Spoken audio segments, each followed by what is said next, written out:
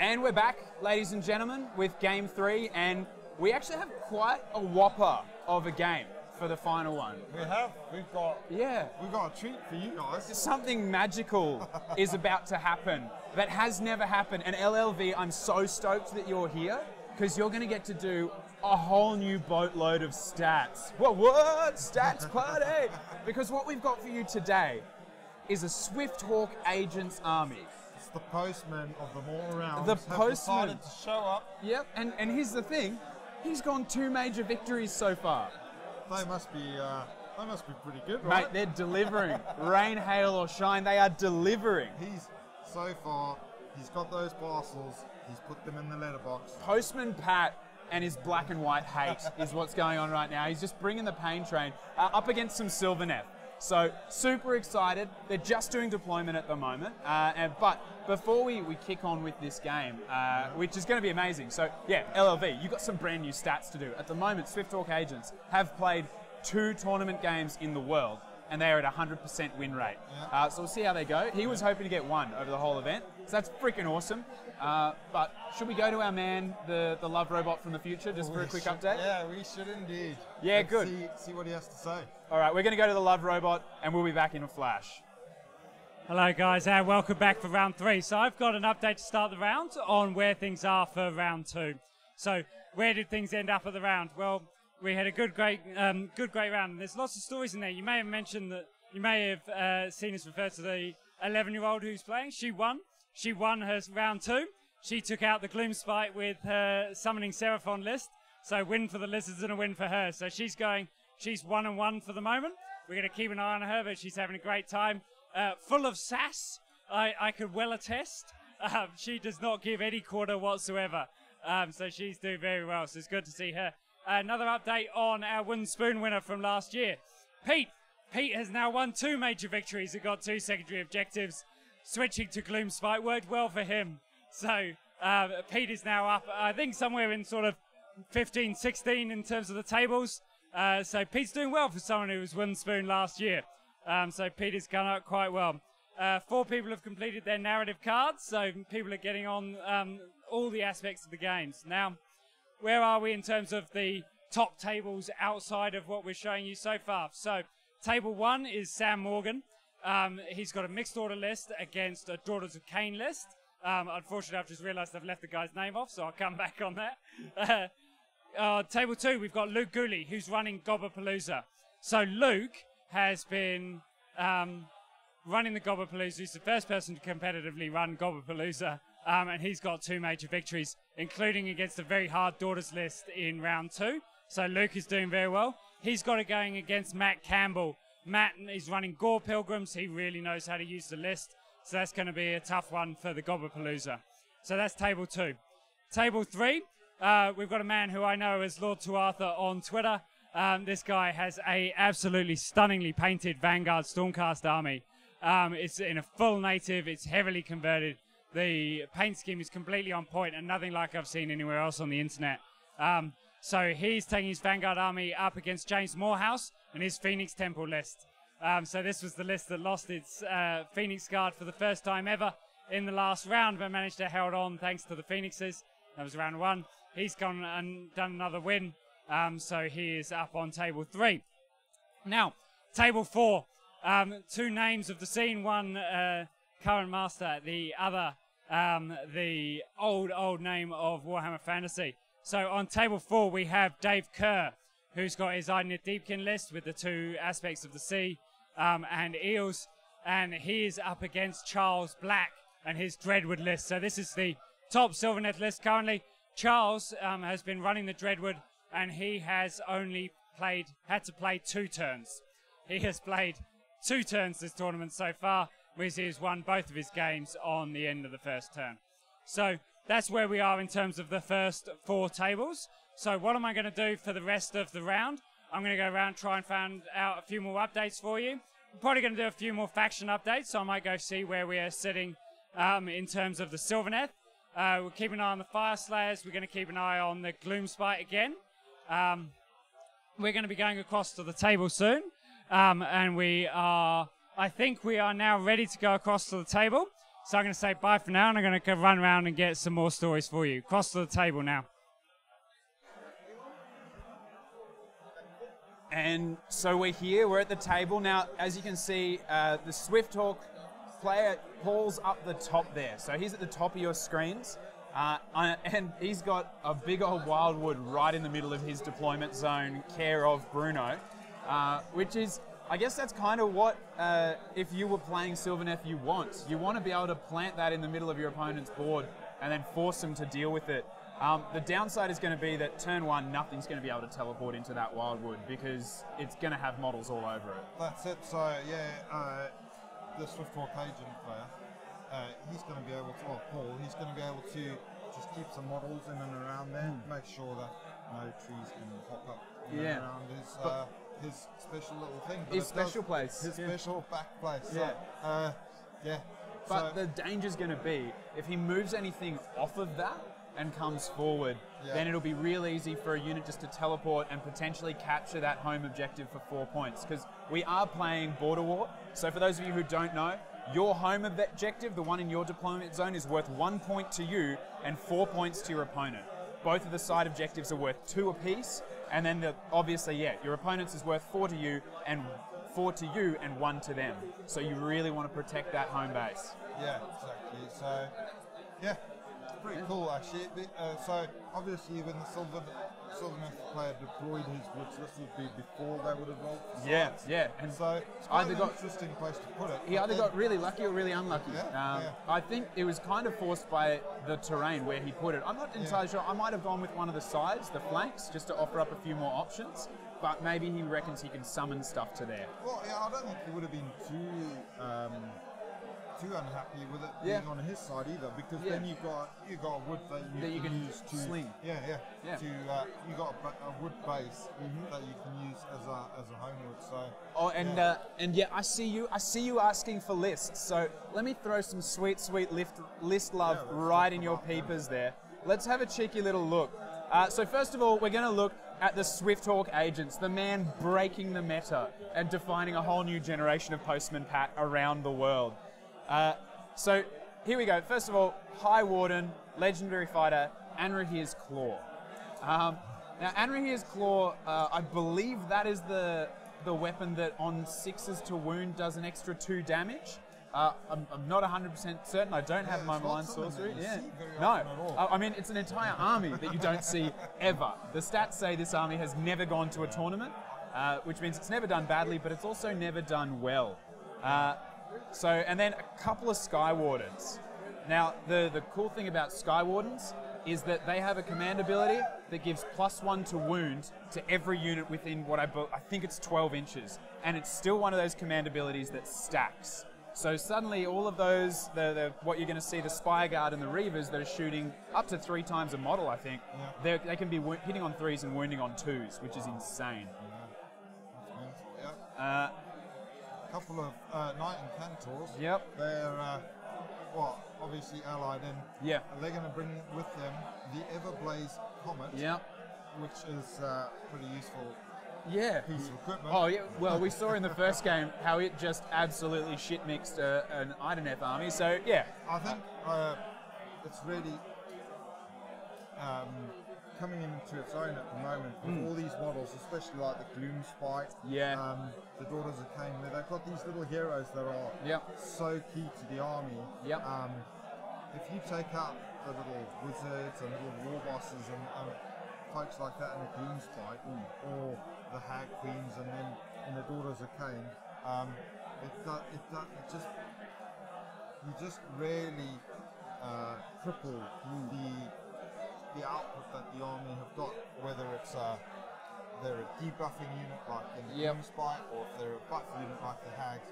If you can get rid of those, it just makes dealing with those armies just so much easier. Especially when it has such a long range, 30 inches, and then such a large bubble of effect. You can even spread out those 5 wound heroes, and there's a good chance you're still going to get all of them. So, brutal.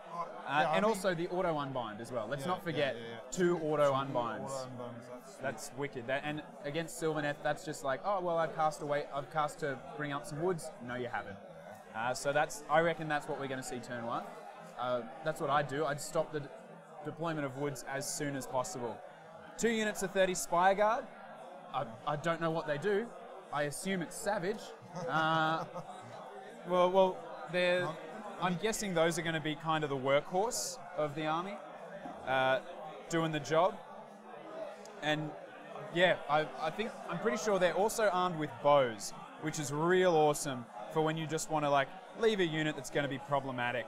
Yeah. Oh wow. Yeah, they're not bad at all. They've got 4s and 4s to hit with their bows, that's respectable.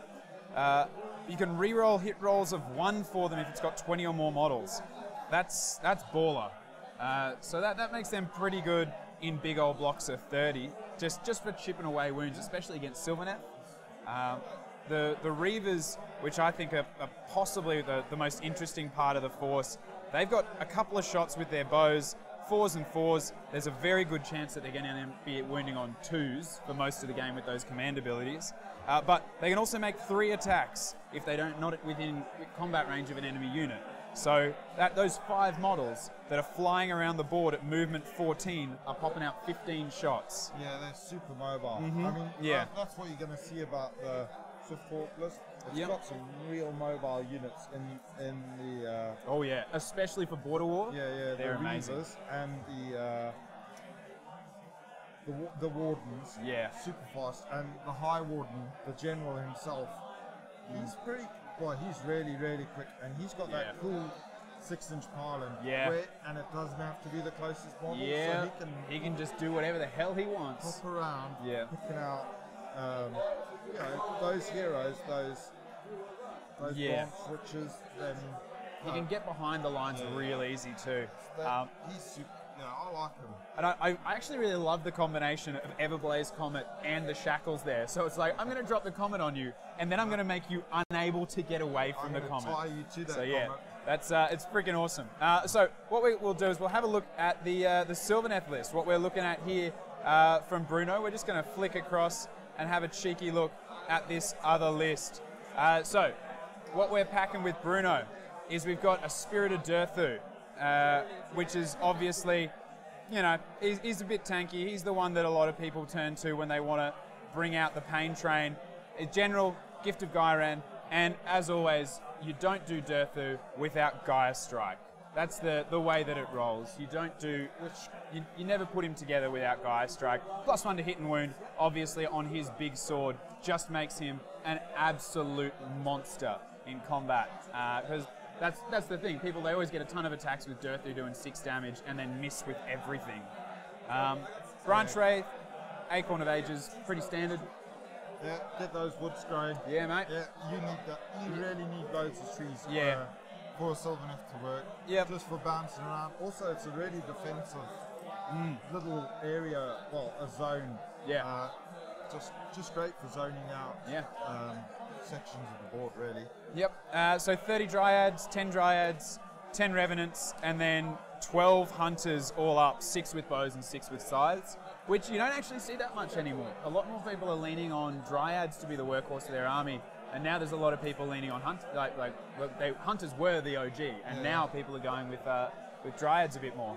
So yeah, that'll be interesting. Now that Wood's block line of sight, I guess you've got to be a lot more clever with them. Yeah, especially with your bow hunters. I mean, the scythe hunters they're a pretty choppy bunch of dudes, so they can bring the pain.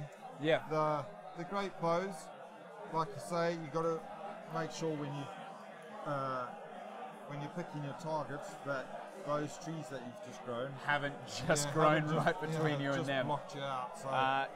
That's going to be the trick. But other than that, Free Spirits, though, interesting. No, it's a Free Spirits, no Alariel, no Drycha, no Tree Lord Ancient, and heavy on the Hunters. So it'll be interesting. But both of these players have gone 2 major victories, and we're about to kick off. So we'll go back to the table because we're about to kick off. We're going for it. So here we go. There we go. So and we're in. So we've just gone through the army lists and now gone over to the board, and it looks like the Sylvaneth player. No, they're still deciding. Sylvaneth look like they're going first by the looks of things. Yeah. So pretty standard. That's what most Sylvaneth players want to do. So he got to choose, and obviously, yep. He's obviously taken that turn. And cast a spell, bringing up some trays. Some woods. So was that from the Acorn, or did he cast that one? Pretty sure he rolled a couple of dice there, so I would have thought that would have been the spell. Yeah. So he cast That's the spell. That's really interesting. I would have, if I was Paul, I probably would have popped one of my Incantors to auto unbind that one, though maybe they weren't in range. Because it looks like, okay, so it looks like the Incantors, by the looks of things, are chilling out over here and over here, which means that I'm guessing the cast came from somewhere down here, so they would have been out of range, which is probably why they didn't just take that little scroll out of their pocket and say, hey bro, you shush your mouth. That's something you got to be super aware of when you're deploying your army. And here he's thrown his Acorn, and he's thrown it right onto that objective. Oh wow! Okay. Making sure that that's home objective. Yep. So already the woods. He's got woods next to both of the big scoring objectives. Yeah. And he also knows how fast this Swifthawk list is, so he doesn't want to give him that room to maneuver to maybe spread his units across the board and stop the trees. Fun fact, sorry, DJ Batman dropping in the comments. Bruno is actually a landscaper by trade, so playing Sylvaneth seems to be right up his alley. Also, a wonderful thing, we will get a shot of it, I promise, and we'll put it on Twitter. He has converted like a little baby's pram, a stroller, into his kit that carries all of his stuff, that carries his army. It's like he's pushing around a daughter made out of trees. He looks like he's a well-organised fella. He's got it sorted. A very proud dad. That's it. He's a chuffed, proud as punch parent. So a pretty standard Sylvaneth first turn, just covering the board with as many trees as you brought. Yeah. Though to look at it, I don't know if you'll squeeze that many more sets of woods in. You might get some over here on the left. You might be able to put something here, and maybe one or two through the middle, but I don't think there's that much room. It also depends on how many bases he actually bought. Because that's the thing, if you play Sylvaneth, right, you just buy as many as you can afford. You've got to make a serious investment. Or you don't be a basic bitch and you play Dispossessed. That's it. That's probably the right answer, but in mind. But as we were saying about the Incantors, it's interesting that Paul with his Swifthawk, he's obviously been got way more drops than the Sylvaneth player. Yeah. So he could have and probably should have seen where the casting was going. Where the casting was, and made sure that he gets those Incantors in the area just to be able to use those. Those little slip-ups though that end up costing you, and realistically, if he had put one more Incantor over here on this side, we wouldn't have this whole set of trees, and we wouldn't have what I assume is a teleported Durthu right here. So he kind of let that one slip, and that's a big mistake. I mean, the other thing is that he's got the Comet, so he's got to make sure he's out of the unbind range of the Sylvaneth. But the Sylvaneth are obviously going to take that first turn as and when. Yeah, definitely. They want to cover the board in trees. So the Sylvaneth player is probably then going to try and get somebody that can unbind, so the branch range, a caster within range to unbind. Just run it forward, so you got that one shot at stopping it. Yeah, so that's why I would have split up the Incantors more. Yep. One within range to be able to use the spell, one really far away, so you can still throw a Comet in. Yeah. It's got huge range on that Comet, but still.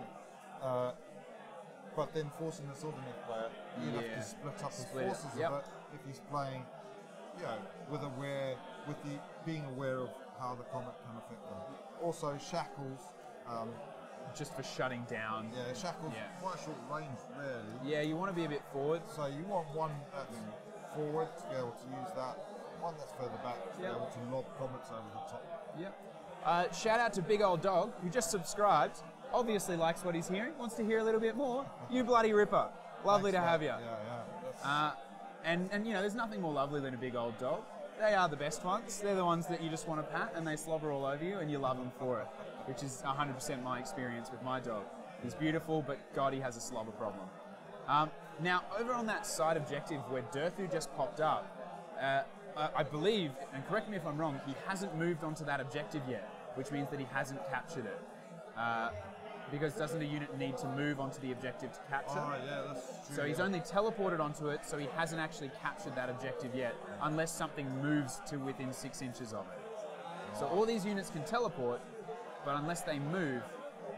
oh no, sorry, my mistake. I'm thinking a Hero 1. This is just models within 6. I'm being an idiot. I'm a potato. Ignore me completely.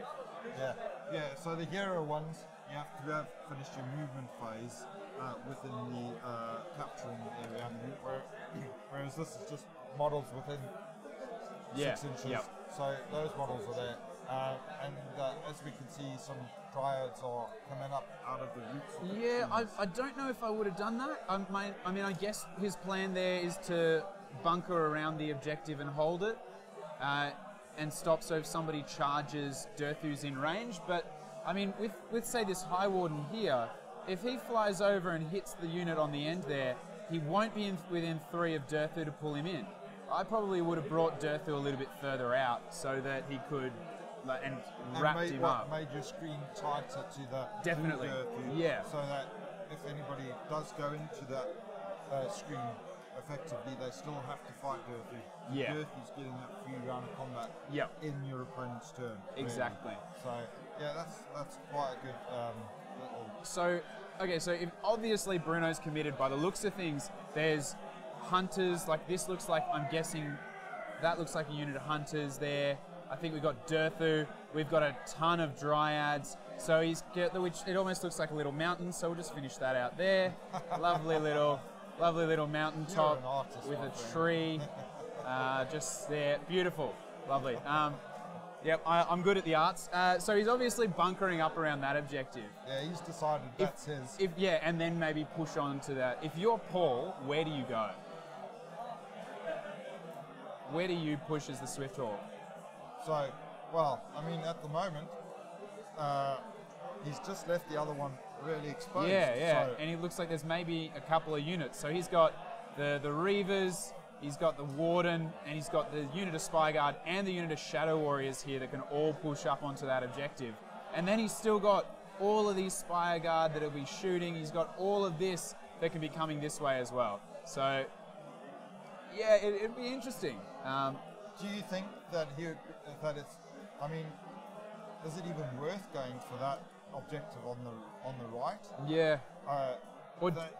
These guys are just so fast.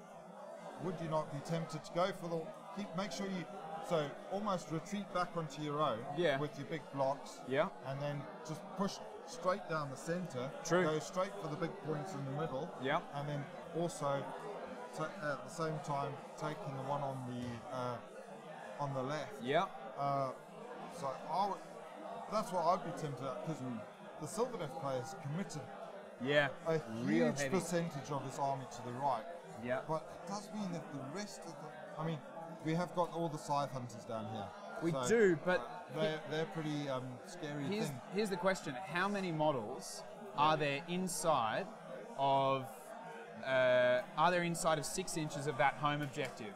Because these Reavers here that are set up the back, they're movement 14, right? So they're movement 14, which means they can cross up to about halfway with a move. If they run, they're probably going up to 17. Then using their ability basically is in the shooting phase, either before or after they shoot, you can roll 2 dice and move all of the models up to that far, but they just can't start or end that move within 3 inches of an enemy unit, which means in a turn, they could potentially go right across the board and capture that home objective. Now, they die next turn, for sure, but if they can pull 4 points, that means that all of a sudden Bruno has to work real hard to bring it back. Yeah. And I think the problem is that his other unit of Reavers, he's tied them up over here in this top corner, which means they've got a lot of elf to get through to get around. Yeah. So we're in the Sylvaneth shooting phase. The bow hunters, slinging arrows into the High Warden. The first bunch doing 5 wounds, and here we go. Second lot have got 1 through doing D3 damage, and that's another. Just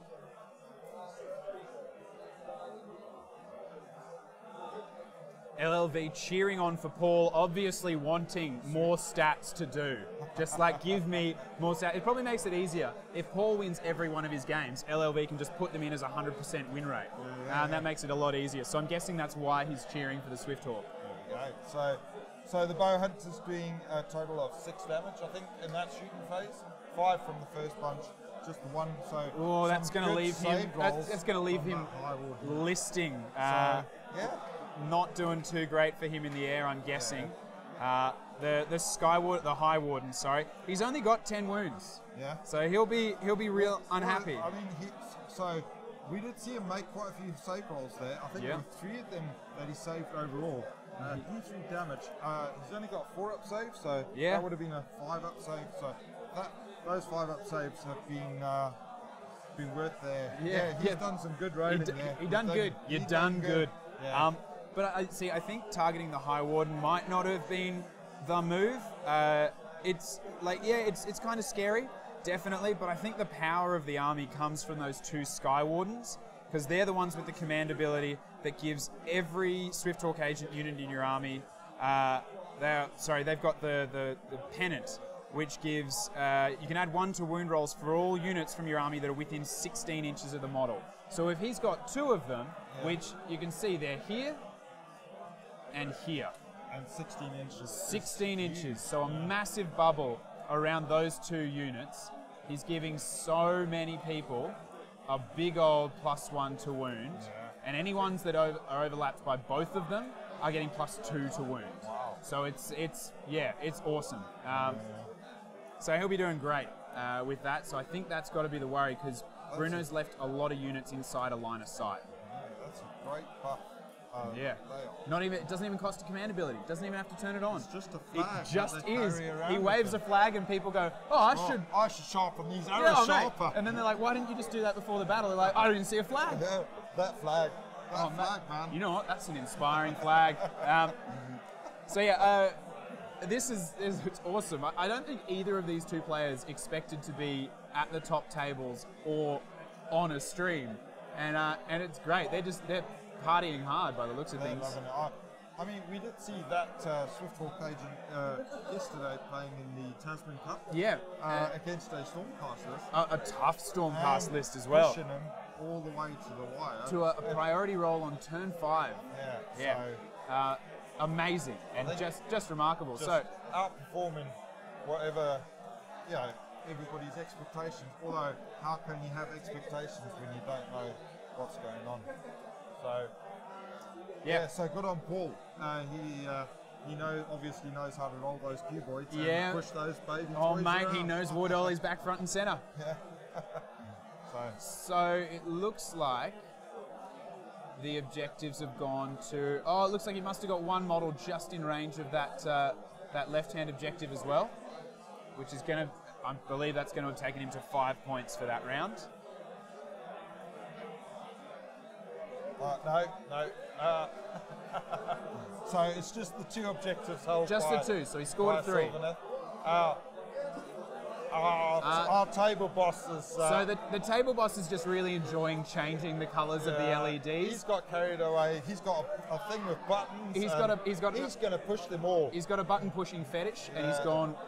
Oh God, that's a hairy ball right there. Look at that hairy ball of pain that just dropped down. Wow. Here comes the comet. And what we were talking about just before, he's bunkered up, which means that comet is right in the middle of everything. And there's so much that it's going to hurt right there. So that's the comet just come down. And Sylvaneth are renowned for already not enjoying mortal wounds. Look, it's a conversation I have a lot. I don't know anyone who does love mortal wounds, but... I don't know.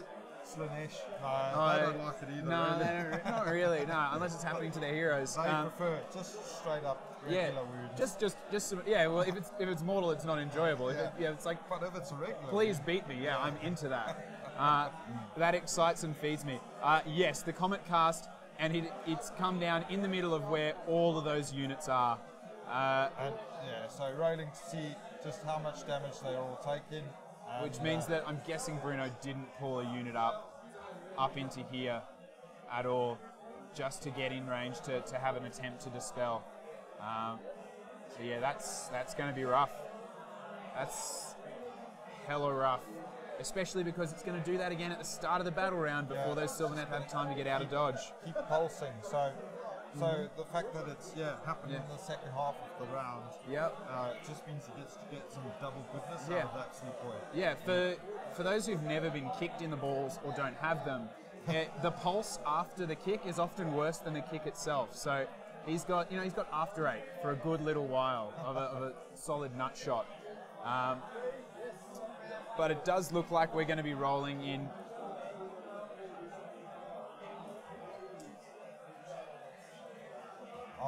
So the Shadow Warriors get like an advance before the game. Before the game, and in a great display of sportsmanship, Bruno, the landscaper, with the trees, has decided the pram. With the pram and the trees, has said to his mate, look, he obviously forgot to do that. Just go ahead and do it. And that's what's happening. You know what? So, I'm legend of the day. That's what I'm going to call it. Legend of the day right there. Legend of the day. Solid effort. So Shadow Warriors have wandered over and claimed their piece of territory. They claimed it in the past and then just remembered that they did it. But they had it there all along. So, I reckon looking at going the bottom of turn 2, how do you reckon you... what do you reckon we're going to see at the bottom of turn 2?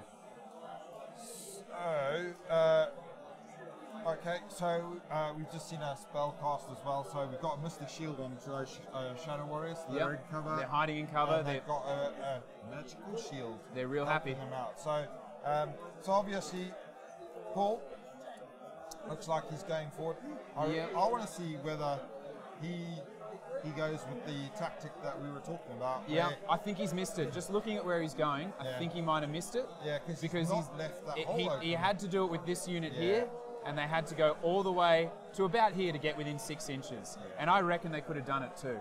A 14, probably like reliably 17-inch move with a run, and then a 2d6, so another 7. So he probably would have been looking at a 24-inch move. And I reckon, and then 6 inches to capture. I reckon he might have done it. I mean, he could have even from there possibly got a charge, and if it was long bomb enough, could have charged into that unit of Revenants. Yeah, that's true. Just to get him on. Just to make sure he's within range. Revenants are not. They're not. They're all right in combat, but then again, I don't know what the elves are like. I assume they're better at shooting. Yeah. But while there's some elves running around, we're going to go live to our man. Our man with the plan. He was programmed to hate, but he reprogrammed himself to love. And now he's here for snuggles and cuddles. We're going to go to other Dan, the attractive Dan, and we'll be back with the game in just a moment. Cheers, guys. Thank you very much. We're going to have a couple of updates here. So, 2 things I want to focus on in this update. 2 factions that you don't normally see or haven't seen around the top tables of events recently. So those are Legion of Asgore and Beast of Chaos. So I'm going to give you an update on both where those are because some of them are up near the top and in contention. So give you an update on those and then a couple of the other matchups from around the tables that are worth going. No real major stories or anything as yet. The games are still working through the progress, still getting into it, jostling for position over the central objectives. So they will, no major new stories or engaging things yet, but let's track on progress, okay? So, first faction that I want to talk about, Beasts of Chaos. So, Beasts of Chaos, an old Warhammer Fantasy army that lots of people have occasionally had on the shelves, if they haven't ended up selling them in the years since Warhammer Fantasy or since they got an update there. So, we've now, of course, had the Battle Tome, we've now had the release cycle, we've now had time for people to paint models and paint armies if they needed them. So, we're now starting to see them come through the system. So, there are 2 up near the top tables. So Ryan is on table 9 with Beast of Chaos. So Ryan's list is really interesting. Ryan obviously must have had 2 major wins to get to here. His list is a Gorgon, a Cygor, many Bulgors, So a real sort of monster mash, large unit Beast of Chaos army. He's up against Deepkin. So he's up against the all-mounted Deepkin army, which had 18 eels, two sharks, a turtle, and so we'll see how that goes. That was being pushed all into his grill. We'll see how many of those Bulgors and the Minotaurs survive. He's got one big block of Ungors, I think. So we'll see how long they last. Now, on table 14, Joel McGrath. So Joel McGrath is a member of the Measured Gaming Group. You might have seen him on Twitter. They are the guys behind us in the glorious pink Hawaiian shirts. That is Measured Gaming. They are from Bendigo in the bush. And so they are in here in force. Now, Joel is currently the highest placed of the Measured people. He is on table 14. His list, he has 140 models of Beasts of Chaos. He's got 175 wounds, a lot of just big blocks of models, pushed up, moving quickly, seizing the center ground and going, right, Daughters of Cain, you try and get through my 175 wounds and see how you like it. So, going to be interesting to see how Joel goes there. So, we got two other tables. There's two other Beasts of Chaos armies. Gabe of Runax is on table 62, and Ashley is on table 94. So the real hopes of the Beast of Chaos rest with Ryan and Joel on tables 9 and 14. So Legion of Asgore, another faction that's got 4 armies up in here, and they're again a real split. So we've got a Legion of Asgore army on table 13 that is running mortars, magma cannon, a whole load of artillery. We've also got Reese on table 15, with a real mixed Asgore list. So he's got infantry, Kadai, artillery. He's up against the Spiderfang list. So we'll see whether or not he's got enough shooting and if he's got enough chaff lines in order to protect his lines from those Spiderfang. The other two armies for the Legion of Asgore are on tables 43 and 73, so a real mix. Couple of updates on things to keep an eye out. We've got a shooting matchup on one of the top tables just behind me between Caradron Overlords. We've got 60 Company and 14 Thunderers versus a Scryer army. Scryer are still around the top tables. These guys, there's a lot of Scryer armies around the top tables at the moment. And my last little story to leave you on. So Alex's Volgarath, this was the Volgarath in turn 1 who died to Lonely Clan Rats, or came very close to dying to Lonely Clan Rats and got finished off by a Warblock Engineer. Well, he has gained redemption in round 2 by basically single-handedly taking off an entire Ironjaw's army. So that's it. That's in terms of the stories and the update and where these armies are at the moment. So we'll be going back to the table, and I'll go get you some more for about 20 minutes' time. Cheers, guys. And you're back on the decks. Now, just a couple of quick notes. We went over to the table, and damn, these seem like 2 fun people to play against. Yeah, they are. I actually wish it could be a teams game and I could be in there, because these two are having an awesome time.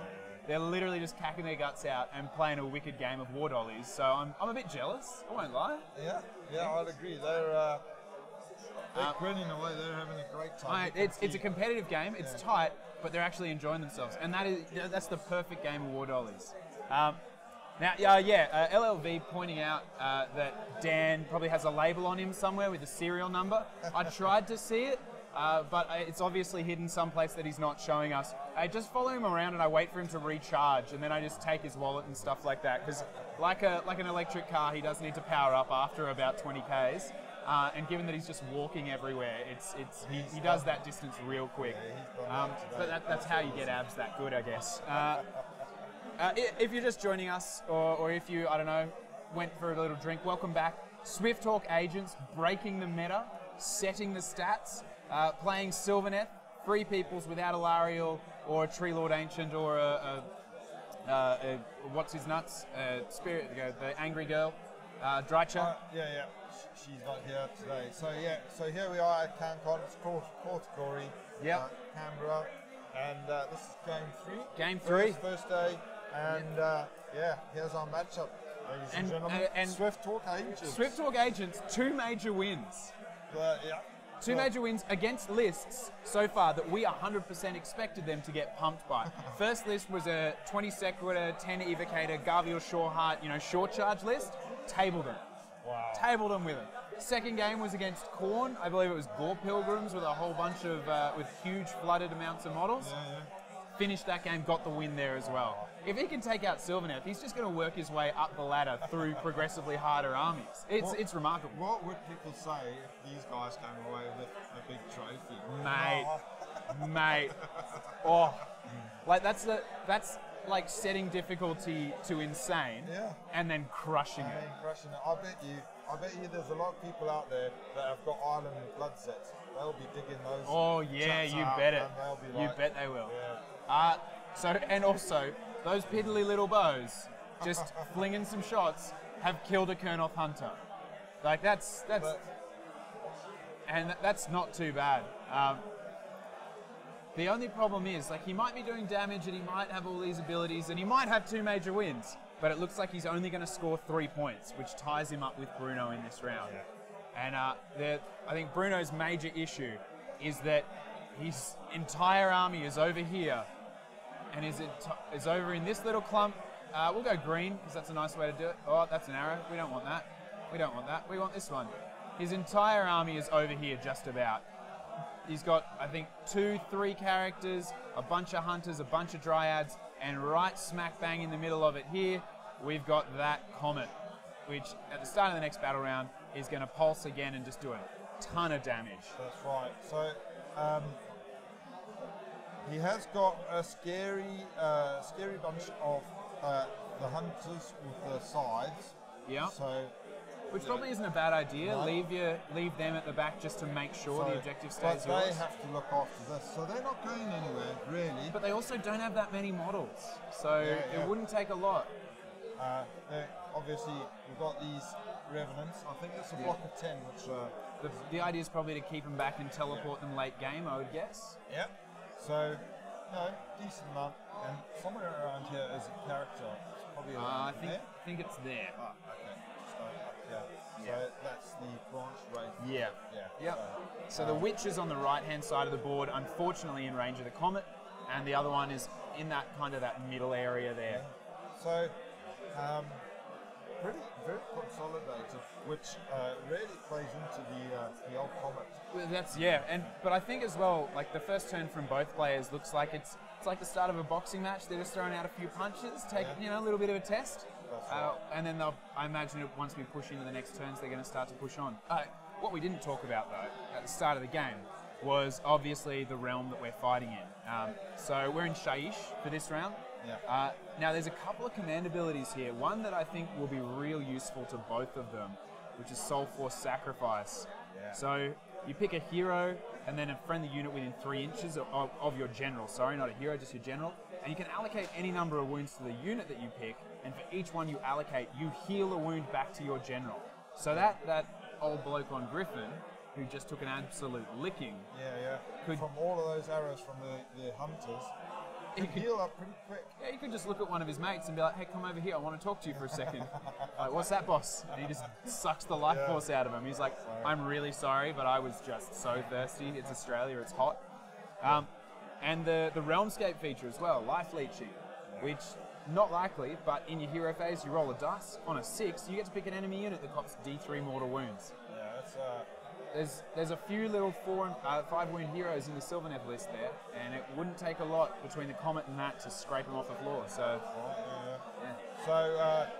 So we've seen quite a few shots going to Durthu. I think he's taken 3 or 4 wounds there. Yep. And I believe so. This is the other unit. So you just took 3 in the first round of shooting. This is the other block, having a few shots at him too. So are these the elves or the reavers? These are the elves. These are the elves. Yeah, and I'm guessing they're all probably wounding on 2s because it looks like he's pulled both of those Sky Wardens with that +1 to wound bubble up the top here into this little spot right there. So a little bubble of 4s to hit, 2s to wound, real goodness for your arrows. Yeah. Those flags are great. So the first 3 wounds were actually from the Reavers, so that's impressive. Wow. 5 horses. 15 shots to do 3 wounds on a Durthu, with especially when he's got whatever his general ability is. Yeah, that's impressive. Yeah, not bad. Wow. So the Spire Guard have shot, and that looks like a fair number of saves that Dirty has to make. So, yeah. Well, as long as he's got a few wounds on him. There's some real good dice rolling though from Dirth, who just took 2. So just took 2. 2 from all of those. And there's got to be at least a dozen dice there he's rolling. I think. What's that? 4, 5, 6. Yeah, that's 11 saves. Just taking the 2 from there. I'm getting pumped just watching this game because both of these players are so dynamic. Like just then, Bruno did like what can only be described as a small happy dance when he rolled those dice. But damn, there were limbs going everywhere. He was like a pelican as it comes into land. And I don't know if you've ever seen those large water birds. When they're flying, they're the most graceful animal. When they land, and they're in the water, they're the most graceful animal. But in that 10 seconds between takeoff and landing, they are the most uncoordinated creatures that you've ever seen. Limbs everywhere. They are just a big splash. That was a dance I wanted to be a part of. Brother Zink asking us what the local time is here. It's 5:15 in Canberra. Here's a very important roll coming up. This priority is the roll? Priority roll, yep. Yeah. So, there we go. Well, they've got excited about it, and it's gone towards the postman. Okay, so Postman Pat and his black and white cat has won it. Who's won that? Sylvaneth won it. Oh no, sorry, Sylvaneth got the win. Sylvaneth won it. So. Now, what do you do here, Nate? I'd almost be tempted to give it. Although, I think the problem is, this would actually be a perfect time to give priority away and set yourself up for the double turn. I think that would actually be a real good move. But the problem is that he's left this objective relatively undefended down here. If he'd have moved those Scythe Hunters that he's got just here up to guard this objective and to kind of shield it, I would 100% give away the turn. But because he hasn't, I think he has to take it. Because otherwise, Reavers or something will get on it in a heartbeat. Yeah, so anyway, but now, beginning of the turn, so this Comet's going to pulse.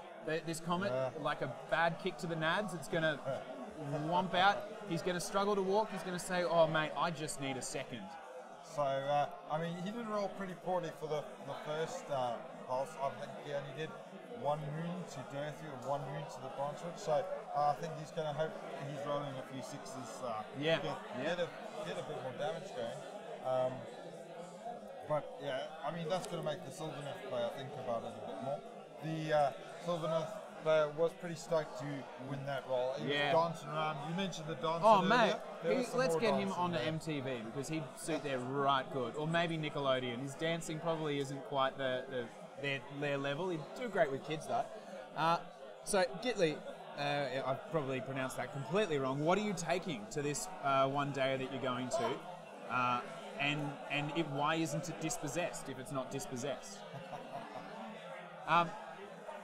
Now, Bruno's actually been playing some blinders of games here over the last couple of games, and I believe, like, if you would choose a phrase for him, I'd say idiot savant is kind of it. You know, the kind of person who just makes magic happen, and then afterwards they're not sure how they did it. That's the best way to describe Bruno. He's a legend. He's just instinctively does it. Yeah. So that Comet that time did a much better job taking 3 more wounds off of Dirty. Ooh. But what about, was that Branch Wraith down the back caught in it as well? I don't think they've rolled for that yet. I did see some of the that unit of Dryads at the bottom being scraped off, so they've taken a bit of a pummeling. Yes, so Brother Zink, it is a 6-round event because there's 200 players, so we needed a 6th round so that we can actually get them all, otherwise we wouldn't know. Khorne, you're taking Khorne with 6 Skyfires as allies. How do you sleep at night? You're almost as bad as someone who takes Khorne and then allies in a Gaunt Summoner. Just, like, I love you, and I think you're a legend. I've never met you, but you're wonderful because you're playing War Dollies, and so technically we're all family. But Khorne with Skyfires, where's your narrative? Get some narrative into you. Right, so Dirty then healed one of his wounds with his spell. With the spell, I think. So, but he only healed 1. Yeah, just the 1. Oh, so, that's rough. And then immediately teleported across the board away from that Comet. Looks like he's going to defend that central objective that we mentioned. Or he's just sick of getting shot. I think that was more it. It was like, oh, come defend the objective. He's like, oh, am I also further away from all those bows? All those arrows? The problem is, Swift Hawk agents, the postman Pat, they're far too fast. He can't get away from those arrows. He's just going to get pincushioned by different boys. Yeah, you've got to go over there and just stop them shooting you, really. Yeah. And that involves just going and hitting them with a big stick. But also, like, look at just the amount of models that he's got over here that Paul has in this Swift Hawk army, just here and here. Really, the only thing in this entire section for Bruno that was discouraging him going in was Durthu. Yeah. Now that Durthu's gone, all he has, he's got a few bow hunters. I think it looks like the 6 bow hunters are there, and 30 dryads. And that's cool, but I think with just the sheer weight of models, he might actually be able to Paul might be able to pull that objective off him. Yeah. Yeah, but so the postman army, Paul's army, has got some, has got quite a number of bodies on the board. Yep. With those 2 big blocks of Spire Guard. Yep. So those moves that we've seen were all in the hero phase. The free people's, free spirits moves that you get as part of your sort of formation thing that they take. So, Yeah. So they do get to shuffle around a little bit. Yeah, that's pretty decent. That is. Yeah. I'd say, by the looks of things at the moment, Bruno's planning around taking this objective over here. I'd say that's what he's looking at doing, but I'm not sure that if I was him, I'd be looking to put a lot of pressure on this unit here up the back, because that objective is worth a whole lot, and Swift Hawk are fast enough that they could potentially steal his home objective real easy. Yeah. So I'd be planning to capture my opponent's back objective rather than letting it slide like that. Yeah, because it does then force your opponent to go back and take his own objective and back. when he's got what looks like, I think that's 30 models sitting there on that objective with a couple of heroes, 30 Spire Guard sitting there with a couple of heroes, I'd say that it'd be a good idea to start putting the hate on them just to force him to think about where he's sending them all. He is really abandoning that objective on the right now. So both the units of bow hunters have run off. They've left it. Yeah, the unit. They're following Durthu. Wandering Rogue dropping in. He can't sleep. What's the happy haps? The happy haps is that we are living in the day and age of the Swift Hawk meta, praise be, because Swift Hawk agents have gone 2 major victories and 0 losses so far, and are now up against Sylvaneth. So this is the first time they have ever been played at a tournament, or a recorded tournament at the very least. Yeah. And so far, they're at the very least, they lose every other game. 33% win rate. Yeah, but it's not going that way at the moment. Yeah. So far, 100%. So. Yeah, well, I think you should quit now. Just leave. They're stuck on 100% win rate, and watch LLV come to Australia and punch him in the head for making him have incomplete stats. Yeah. Level 23 Rabbit. I actually know who that is. He's stalking us. That's Davey. Old Davey from up in Brisbane. An absolute bloody legend. Used to be my boss, fun fact. Yeah. Used to tell me what to do. He's stalking you. He's stalking me. Yeah, well, he's a violent man. He's so angry on the inside. Used to throw cups of hot coffee at you if you weren't working fast enough. Yeah. So you got to. I'm lying. He's the nicest human being you've ever met in your life. Oh yeah, he's pushing up hard now, up on that left objective. So just a little bit of an update for those who just dropped in. Turn 1 saw us go 3 for 3, Swift Hawk and Sylvaneth on the score, and then Sylvaneth winning priority and electing to take it, which possibly wasn't the right call. The reason he was forced to do that was because down here he'd left a big gap on his home objective down here. If I can just grab the right tool there. He'd left a big gap on this home objective, which meant it was relatively undefended, and he had to take the turn so that he could cover that gap.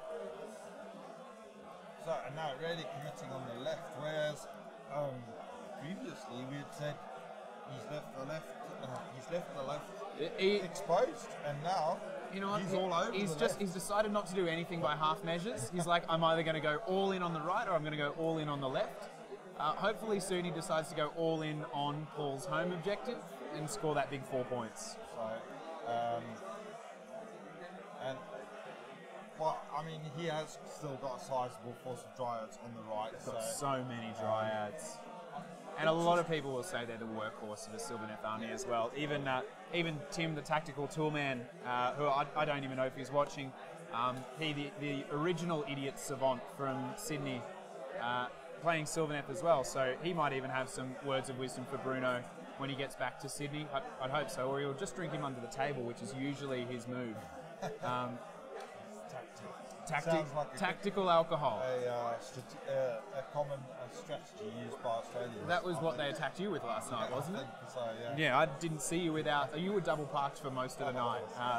For those who aren't aware, double parking. A few times. Yeah, double parking is where you have a drink in each hand, because it means that you're double parked and you need to get rid of one. And that is the reason that Nathan crawled into bed in the wee hours of the morning, cursing the dangerous Australian animals that are human beings. So much poison pumped in. Right, so we're seeing how fast Sylvaneth army can be, and they are zipping and zapping all over the place. Yep. Those revenants have just popped off, yep. And here they come on the back edge. And I think that's a clever move too. I don't actually think that those revenants are going to be able to take this objective at the back here. I don't think they'll be able to take it, but they will be able to put a lot of pressure on that and stop Paul from being free to just run forward. So charge phase is coming up. You reckon he's going to make a charge with these scythe hunters? Yeah, he's going to try and charge up here and take the Shadow Warriors? Yeah, I think so, just to push them off the objective and score it for a turn. Yeah, and then obviously he's got the two units, one of the units, the two units of bow hunters. Could charge with them, I guess. Yeah. Well, you totally could. But yeah, definitely all threatening on the left-hand side. Yeah, he's really switched.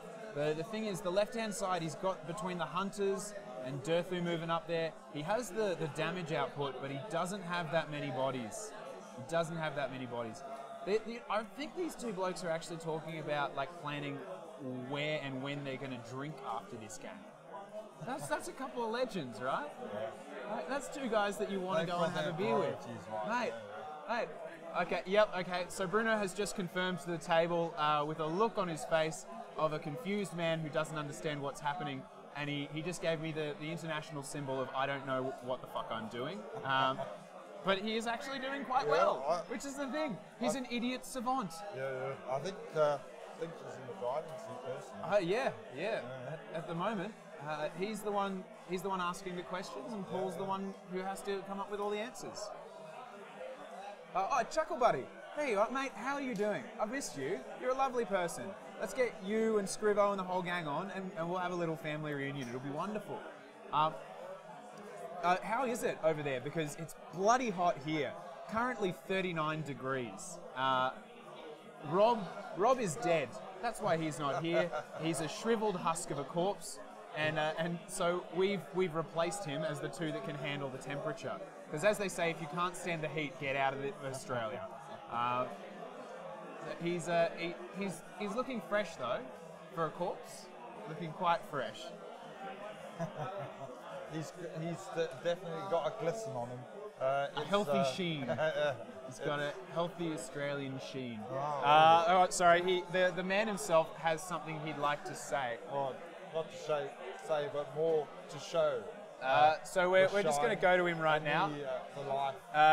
And there he is himself. There is the man, struggling to survive. He's look at these two wonderful people. The complete difference between somebody who was produced by a man and woman and somebody who was produced in a lab. That's obviously the difference here. It's a lot easier to create the perfect human specimen when you have all the parts to work from. And Dan, considering you're right there, would you like to give us an update? Sure. Mate, let's hear what's going on around the tournament. Right, okay, this is totally well prepared. Very professional. I do have an update ready because I am there. Okay, so what have we got? Top tables, where we're looking at Sam in the daughters list, or in the daughters matchup. Looks like it's going to be quite tight between the two of them. They're playing very, very tight game. A lot of very close measuring. There's a lot of shenanigans around the who's going first. Those guys are doing well. And down over on table 4, this was Dave Kerr versus Charles on the Deepkin list versus Dreadwood. Looks like the Deepkin list is going to take that. Dreadwood is going to hold up the reputation of Sylvaneth and go for a 5-1 probably. So that is where Dave and Charles' game is at. Now, let's go a bit down. We talked to you last time about the update about table 9, the Beast of Chaos list there, which was the sort of Monster Mass, Beast Lord, Cygor, Gorgon, a whole load of Minotaurs sort of list. Now, they were playing against that Alpha Strike Eels list, and the Beasts are smashing it. So Eels came across the table, defensive Eels, you think one of the strongest lists in the game, one of the strongest, most defensive units in the game.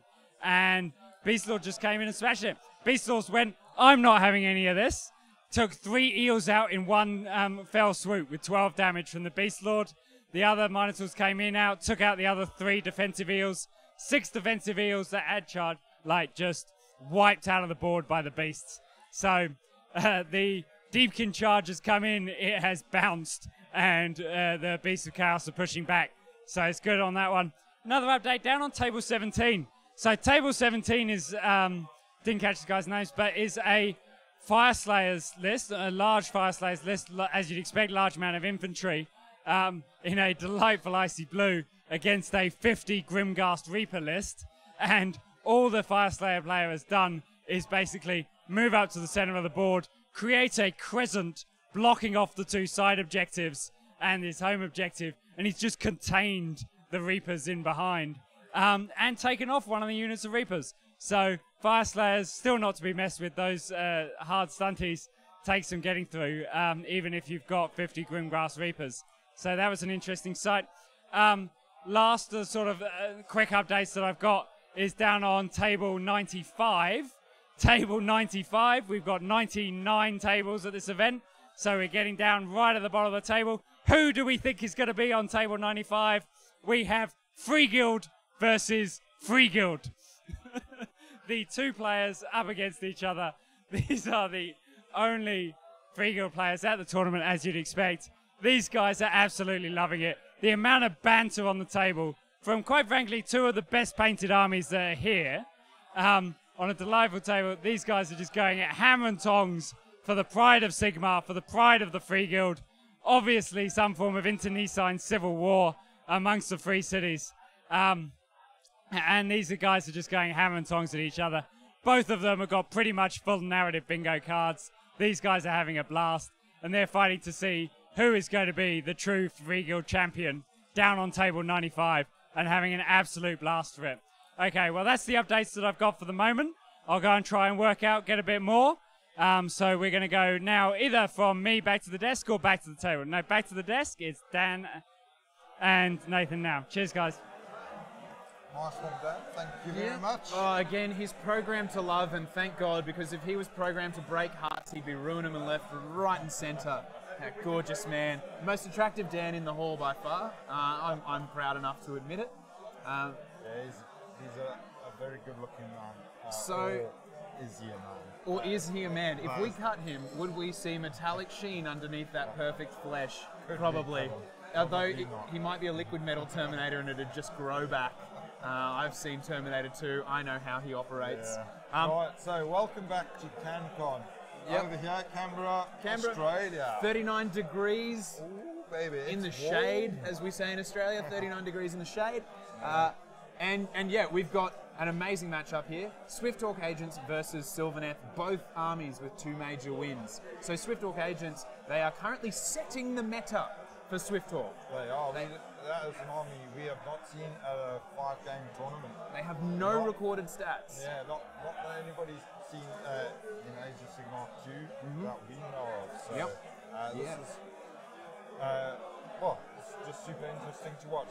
So the bow hunters of Bruno Silvernet, they managed to pick off one of the Encantors as well, and so that's some good shooting. And apparently he was only just in range by a bee's dick, you know, like the tiniest little amount, but it was all they needed, and they turned him into a big old bowl of Stormcast soup. Durthu must have made a big old 9-inch charge, but he's taken 7 wounds. So he's feeling, he's got a bit of a headache. He's not stoked. Now, I think looking at it, Bruno is quite comfortably going to have enough models on this objective here after he's killed those Shadow Warriors to take that objective. Yeah. However, I actually think that he's made a bit of a mistake because his home objective here has only 10 Dryads defending it, and they're defending forward as well. So, and what you have just over here is a unit of 5 Reavers. Now they're unengaged, there's nothing that can do damage to them this turn, which means if Paul sees it, if he decides to go for it, these Swifthawk here could come through. Now they can move 14 inches, then they can shoot 15 shots, hitting on 4s and probably wounding on 2s, which will knock off a few of those Dryads, and then move 2d6, and then charge. They're so fast, they can go all over the board in a heartbeat. So if Paul sees it, he could take Bruno's home objective, and then if he gets the double turn, he'll go 8 points up just without anything else happening. So I think Bruno started the turn very aware that he'd left this objective here lightly defended because he had no models on it. But then he moved all of the sides that he had. He had a bunch of side hunters here. They've moved forward up to here. They've moved up onto that objective, and he's only moved 10 Dryads in on top to replace it. And I think he's going to be in a little trouble there. If Paul sees that, that'll be huge. They've had to. I mean, he has had to spread out a bit because the Swifthawk agent army is that quick that it has sort of threatened the whole board, and you've just got to spread out. And once you start spreading out, you do get a bit thin in places. So we see Durthu, like we say, he's taken some wounds. He's not working on full capacity, and this means that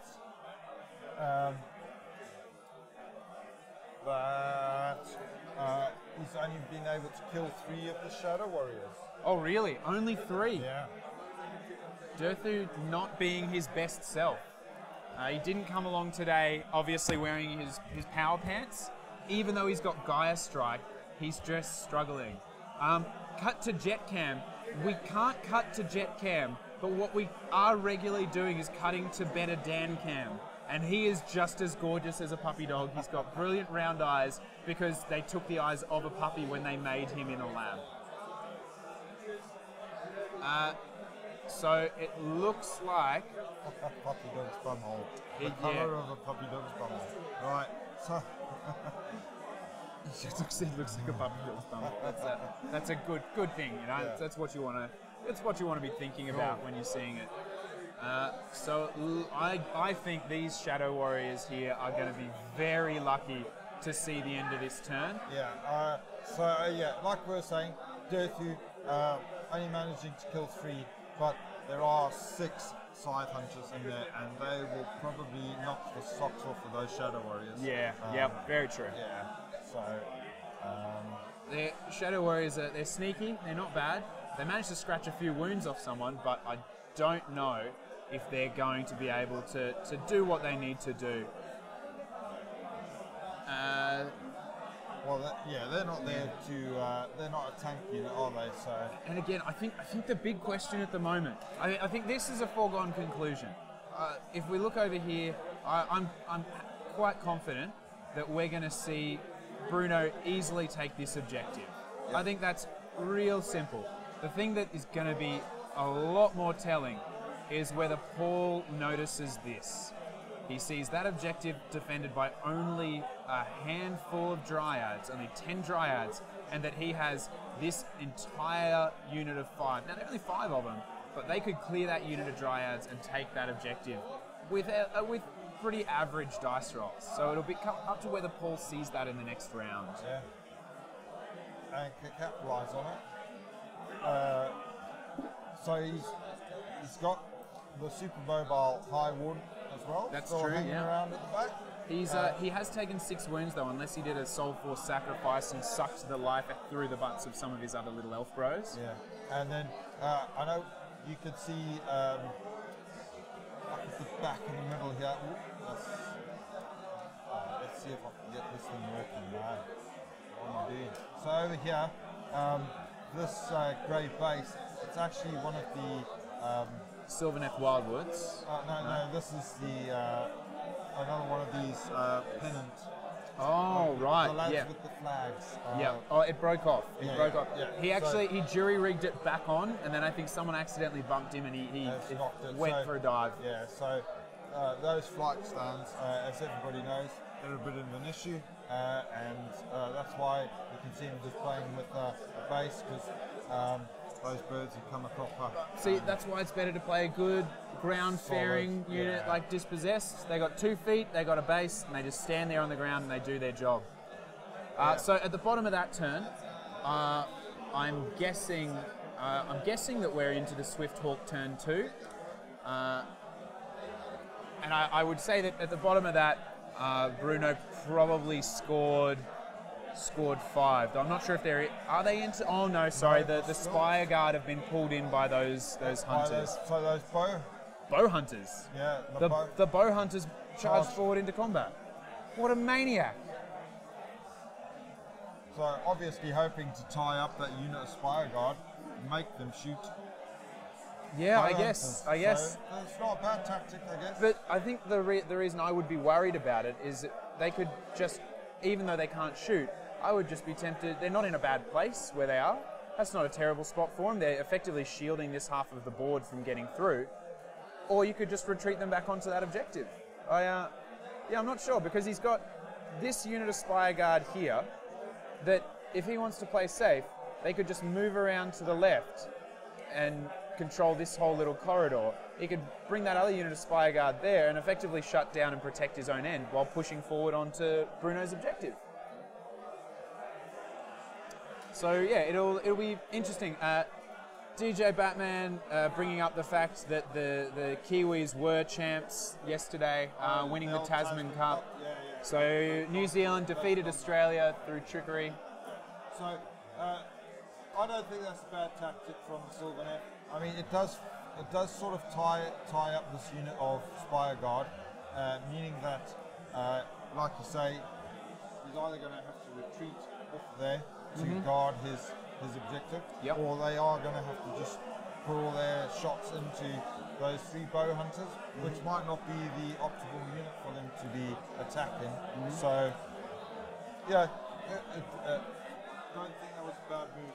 Does mean that Dirthu doesn't end up taking a load of arrows. That's a good point, yeah. And we've seen that that's his weakness. Yeah. Apparently Dirthu has no defense against a buttload of arrows in the face. Yeah, he's not enjoyed the arrows up until now. No, certainly hasn't. And he is a big damage piece that you want to keep as a threat on the board as long as possible. Because he can go into a big block of Spire Guard and probably get them a right good hammer in. The Scythe Hunters as well. I think those are his 2 big damage pieces. You've got the 2 units of 3 bow hunters. They're your little snipers, and then you've got your blocks of dryads. They're running around, making sure you've got the gold. Just being problematic. That's the thing. They're kind of the heroes. Everybody else does all the hitting, and then they're the ones that sneak in at the end. They're like, oh, hey, by the way, this is ours now. What's that? That's me being a tree. Now, I think a big thing about Paul losing that Incantor, so he's only got one of his Incantors left up here. He's only got that one Incantor just on the spot there. He's lost the other Incantor, which means now he's lost the ability to dispel his own Comet, which is down here, and then re-summon it in the same turn. So this Comet will pulse again, but by the looks of things, Bruno's moved everything outside of the range of the Comet. Then again, I'd be tempted just to leave it there to force all these Sylvaneth out off of the objective. Just forcing them closer towards you. So you've got something, got a better chance of getting in there and maximising your attacks. Obviously, if you're closer, you charge.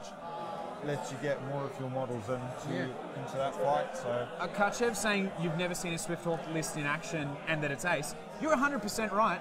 No one's ever seen a Swifthawk agents list in action. This is the first tournament that's with recorded stats that they've ever played in, and they've gone 2 major victories. They've gone 2 up against a Stormcast, 20 Sequitur, 10 Evocator, Garviel Shoreheart drop death list, and a Khorne list that was heavy on Wrathmongers. He's gone 2 major wins, and he's here. He's on the top table playing it. He's killing it. He's done brilliant. He's setting the stats. Although there we see him taking off the last of those Shadow Warriors. So I did that walk was past hardly his table. a surprise. I walked past his table the other day, and he looked at me and he went, "They're always the first to die." So I guess he was probably expecting it. Yeah. Probably surprised that they survived a round. Yeah.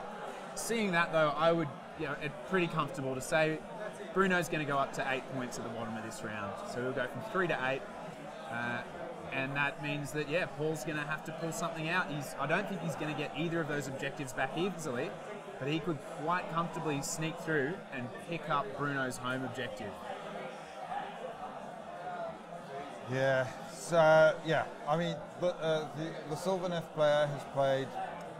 Chuckle Buddy's saying an incanter can only cast once. Yes, but one incanter could dispel it, and another incantor could then summon it again. Yeah, there were 2. So there were 2, and one of them got killed, which I think was Bruno being real clever, picking off one of them and make sure that wasn't going to happen, and he could safely bunch up his characters and his units again, so that they don't have to get forced to spread out.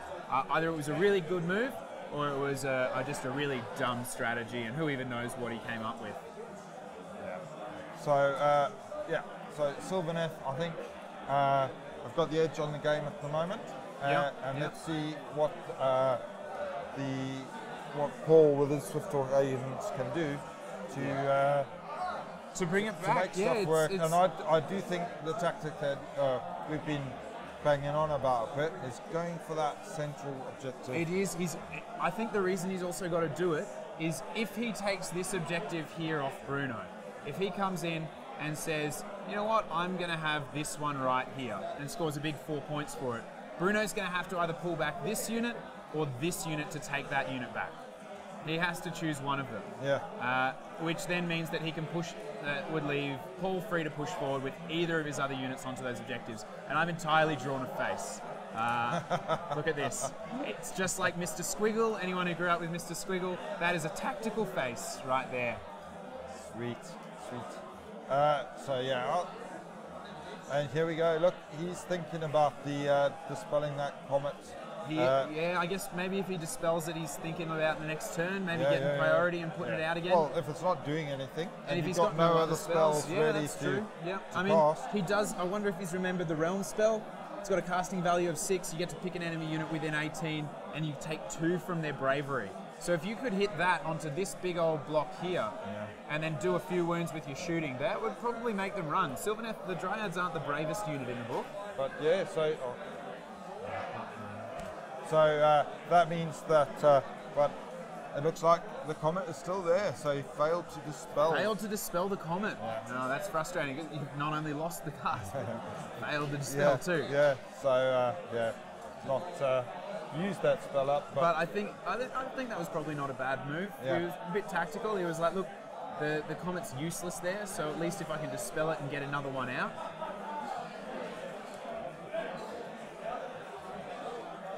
So, look, and I'm assuming he's just going to keep those pennants on the High Wardens, Sky Wardens, just back out of range, so they continue providing the buffs. Do we have an update from the table, Nate? Right, so we've just heard he didn't try and dispel the comet. Oh. He was measuring to see if he could. Decided instead to cast an arcane bolt at Durthu. Yeah. But I don't think there was any damage caused by the bolt. Can get it off. No. So that's the way that's gone. So this hero phase,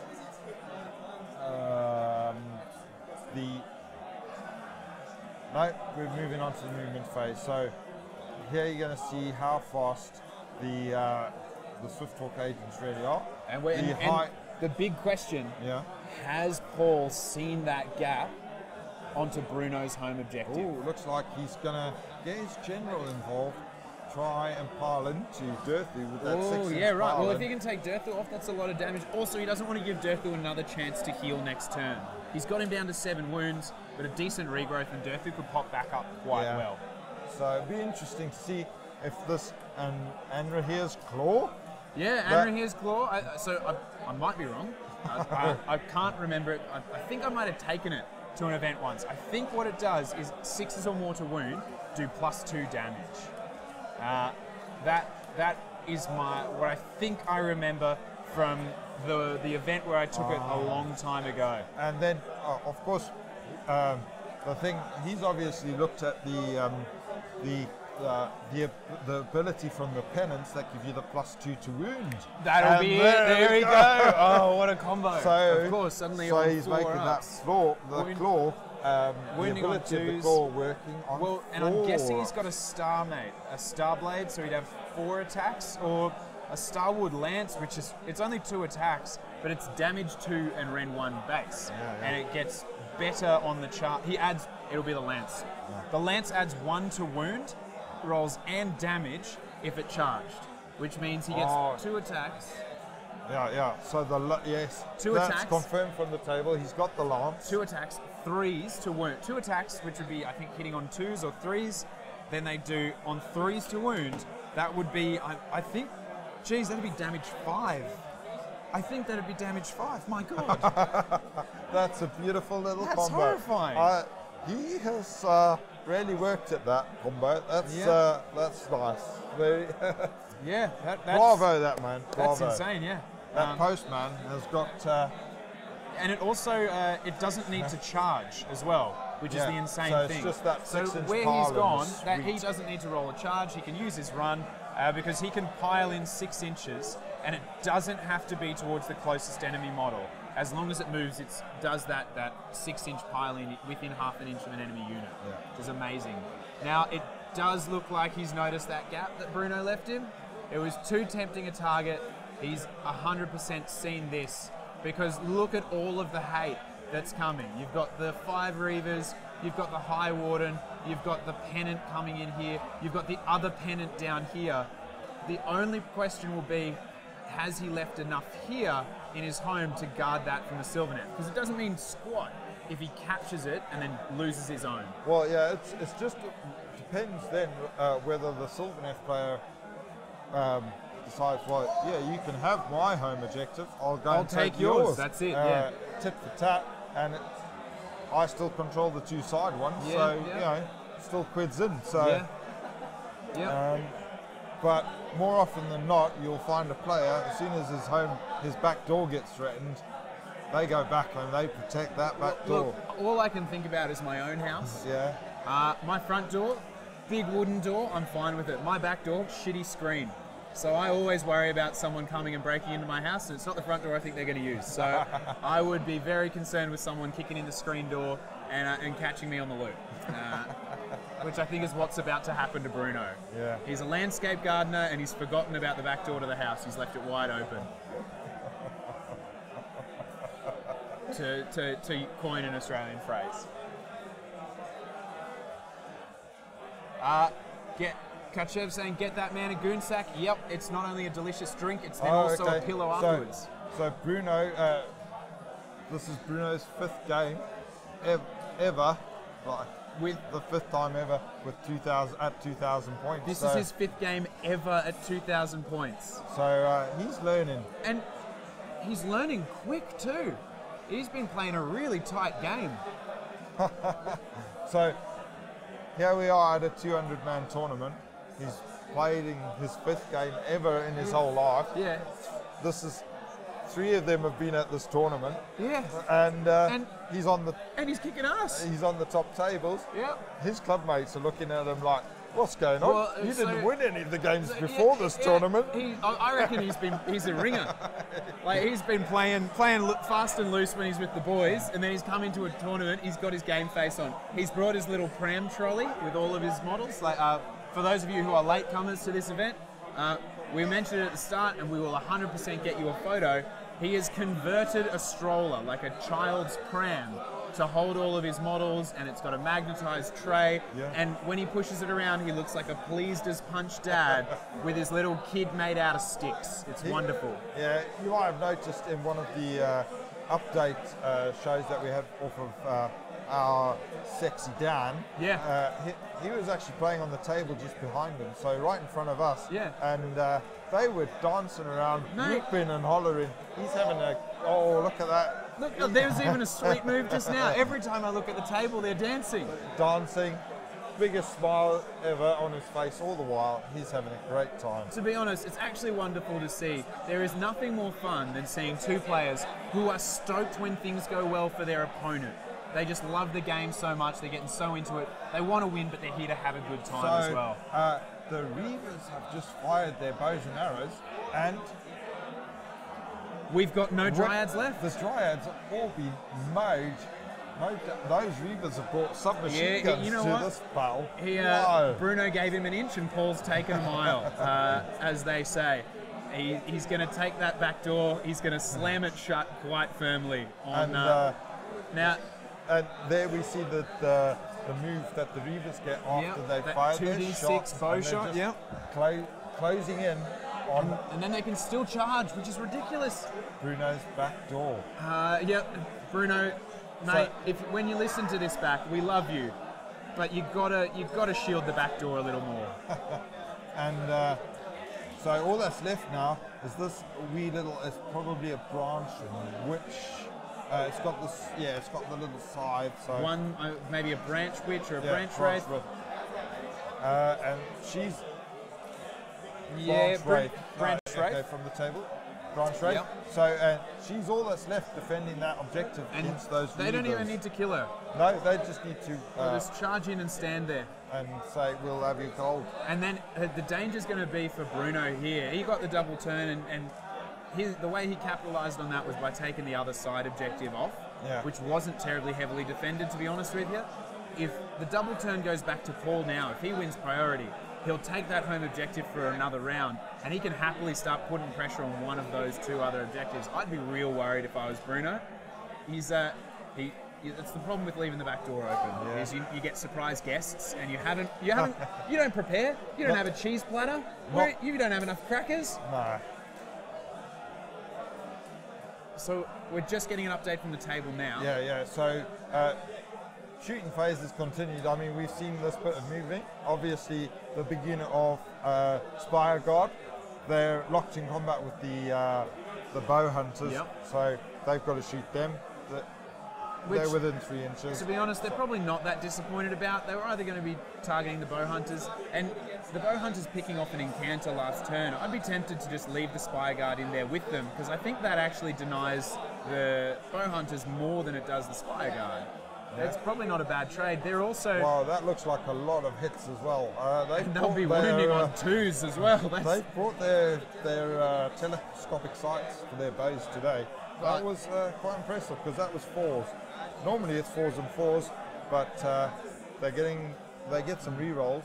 But look at what Paul's done here. He's completely shielded that entire advance to his objective. And then he's got this unit of Spy Guard doing the same thing over here. So there's not a lot Bruno can do to push through. As long as he hasn't left a 9-inch gap where the Sylvaneth can teleport a unit here. That would be the worry. Although there is that unit of Revenants right up in the top There is, left, so you might not be able to see it. Keep forgetting about. But right here, so sorry, I'm highlighting Paul's amazing Duff Beer hat. And it is well worn, it's obviously been well loved, but I don't think you'll ever see him at a tournament without it on. It's a staple of his gaming. But up here, this little red mark, that's a unit of 10 tree revenants. Spike revenants? Tree revenants. So that's not the best thing. If he gets the turn, he could move them up and maybe charge onto the objective. And you're 100% right, that sweet, sweet Duff hat. Right. All we can hope is that Paul leans over the table a little bit more and gives us a bit more of a glance of that holy relic. That holy relic. Right, so that shooting we can see has taken off one of those Colonel Hunters. And the other unit of Spire Guard about to unleash their hail of arrows, and that's going to go straight into the Dryads. That big block of Dryads on the right-hand side. That's bad news for Bruno. They get those rerolls, don't they? Because they're in a big block, they get to reroll. Is it ones and twos? I think ones. Just the ones. I think they get to reroll ones if there's more than 20 of them. But they might only be +1 to wound. It looks like they're not in range of this second one over here. But they will be in range of that, so they're probably getting +1 to wound, which means they'll be wounding on 3s. They're still. They've only lost a couple, so it's 28 of them left in that block. So a hell of a lot of arrows still. He's just measuring to see if they do get the +1 or the +2. This is bloody savage. I'm a dispossessed player and I'm staring at this amount of shooting. My mouth is wet. I'm salivating. I'm salivating. Look at that. I'm just watching him being like, yeah, you shoot those trees. Oh, look at all those saves he's given him to make. So, yeah, that's. Oh my goodness. That's impressive for these little points. 11 wounds. 11 wounds from that. I think there's going to be a big battle shock on those there dryads. Well, they've got their saves to make. There's enough of them now. They get +1 to save, don't they? Well, there's more than 16 or something weird. Yep. So, yeah. So, saved a handful of them. 6 went down. 6 dryads got popped. That's pretty respectable. That'll whittle down that unit. Well, it's just it's now forcing the Sylvaneth player to start thinking about that objective on that side. So not only is his back door a bit like it needs attention. Let's just say he's got surprise guests. Yeah. He's got surprise guests knocking on the door. Now he's also got concern about the left-hand objective, and obviously he's still wanting to maintain the right-hand objective. Yeah. Still maintain his presence on the left. So he's not probably thinking about that back objective. Although those 10 revenants, if given half a chance, they're going to run over and take out the postman's back door. Now, how often does the postman get worried about the back door? No, see, it's an issue for me because he's always just leaving packages at random places where my neighbours might pinch it, and I don't trust my neighbours. So, I think Bruno's found himself in a situation that no Australian ever wants to be in. He's got his slice of toast, right? He's got his breakfast, he's got his toast there. He's opened up the Vegemite and he's realised he's only got a little bit of Vegemite left. And he had to make the decision, do I just butter half the toast and really enjoy it? Or do I try to scrape it as thin as I can across this entire piece of toast? And he's tried to Vegemite his entire toast, and I think it's backfired. Yeah. I think he should have turned it in half, folded it in half, and made a toasty sandwich. Yeah. Talking about a sandwich, here comes the Chargers. So wow. That flying chariot has flown across and charged into that branch wraith. Yeah. So there are 2 Sylvaneth characters down here. We've got one little one down branch there. Wraith and the branch witch. Wraith and then the branch witch. Yep. I think that's also pretty clever too, because it's going to mean that when Paul brings this unit of Reavers in to fight, they're going to be within that lovely little 16 bubble that gives them +1 to wound. So they'll also have that +1 to wound as well. That's real. Great. It's all coming together. We're living in the age of the Swift Orc meta. Yeah. We are. This is remarkable. So, and I guess, wait, does it look like, did he charge his general in? I didn't think he needed to charge him. I thought he could just pile in 6. He's obviously just doing it the old-fashioned way. Maybe he got excited. I think he might have got a little bit excited there. That might have been a mistake, because he could have just left him out of 6 inches and waited till everyone else had fought before he piled into Durthu. Did he charge with that character, or did he just? Yeah, he did. We're hearing from the table, he did. Yeah. I would have just left him 6 out. I would have piled in after all the combats were done. And we've seen the Encanto charge. So there we go. And they've taken root. They've taken root, the old tree stick people. Yeah. The Kurnoths. The Kurnoths, planted their roots, so it just means they're more defensive. But they don't have that many in range, and I'm not sure what they're fighting, to be honest. Maybe it's just a knee-jerk reaction as a Sylvaneth player. So here we go. Let's see what here's Claw can do. Here we go. Now, will the combo work? It is only rend 1 though, and Durthu has a pretty decent save. He's only got 2 attacks. Oh, that looks like 1 hit. That looks like 1 hit.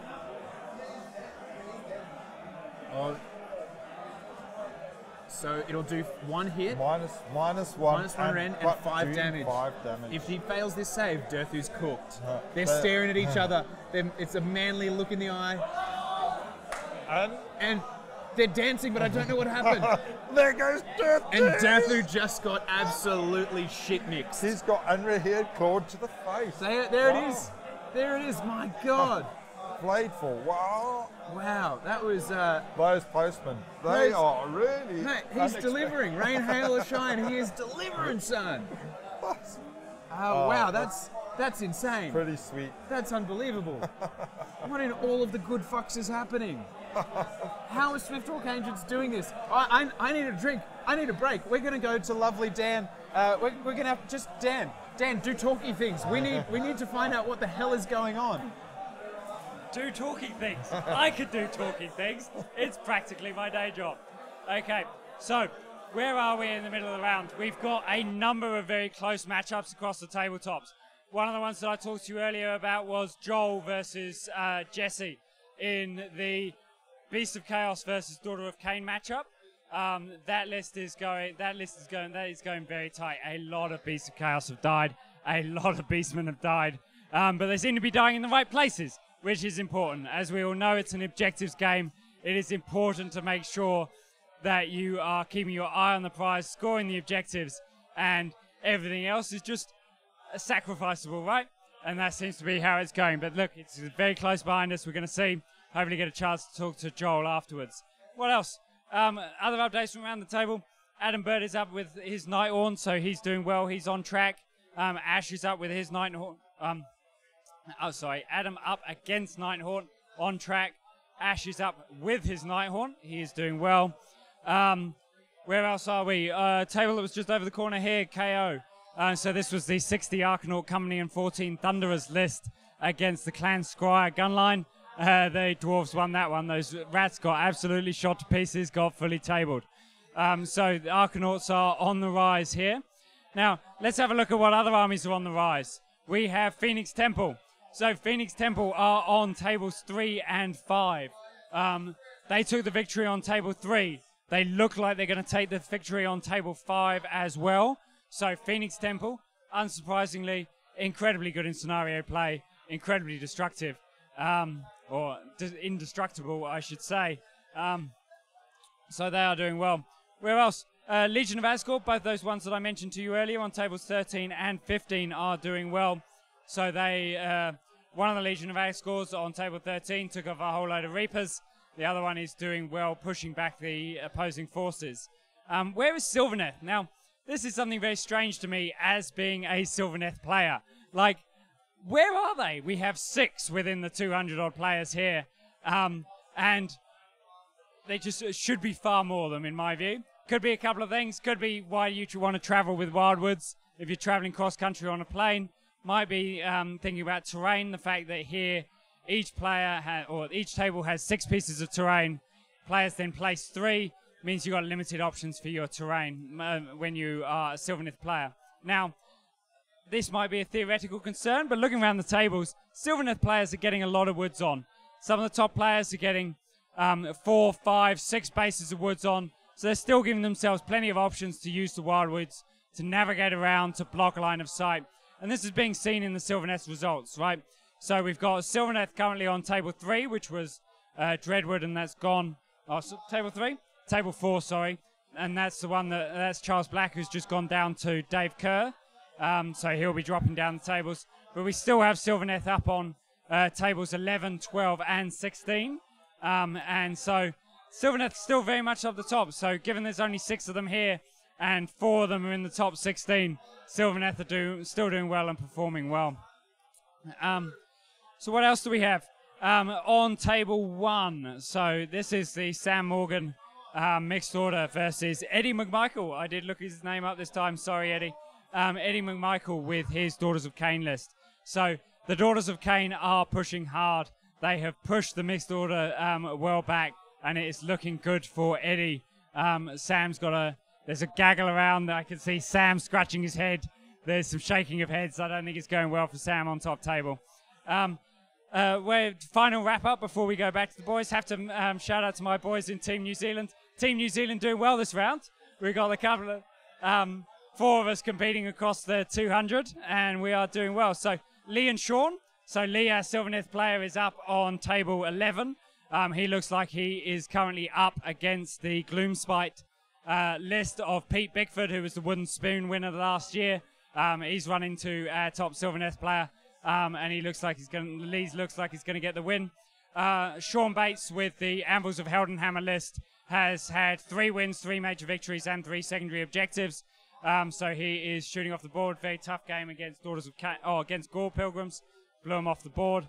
And then Fraser and Seth are both doing well. Fraser with the Thricefold Befoulment, and Seth with the Spiderfang. So no, well done, Team New Zealand, rocking strong. Going to be having 2 of us around the top tables for going into day 2. But anyway, so that's the roundup for me. I'll come back towards the end of the round to let you know where the final matchups are landing. Going over to the guys and the table now. Cheers. Thank you, you beautiful human being. Now you go power down, put yourself in low battery mode so that you've got enough days to get... He has actually just curled up into a ball.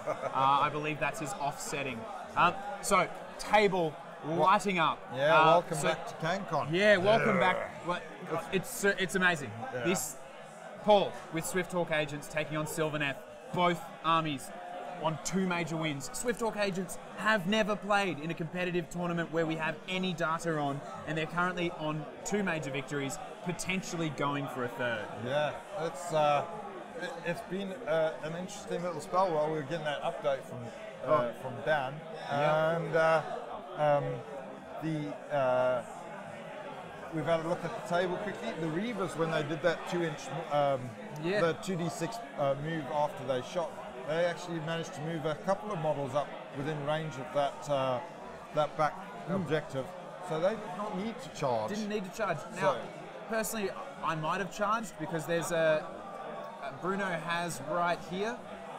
He's got a character. However, she's a branch witch or a branch wraith, whichever one gets better as it gets wounded. So maybe didn't want to risk losing those models. So he's made sure anyway already. Yeah. And so he's just playing it safe. Making sure he's got the gold. And if he does win this priority roll, he just stays there. That he's just going to.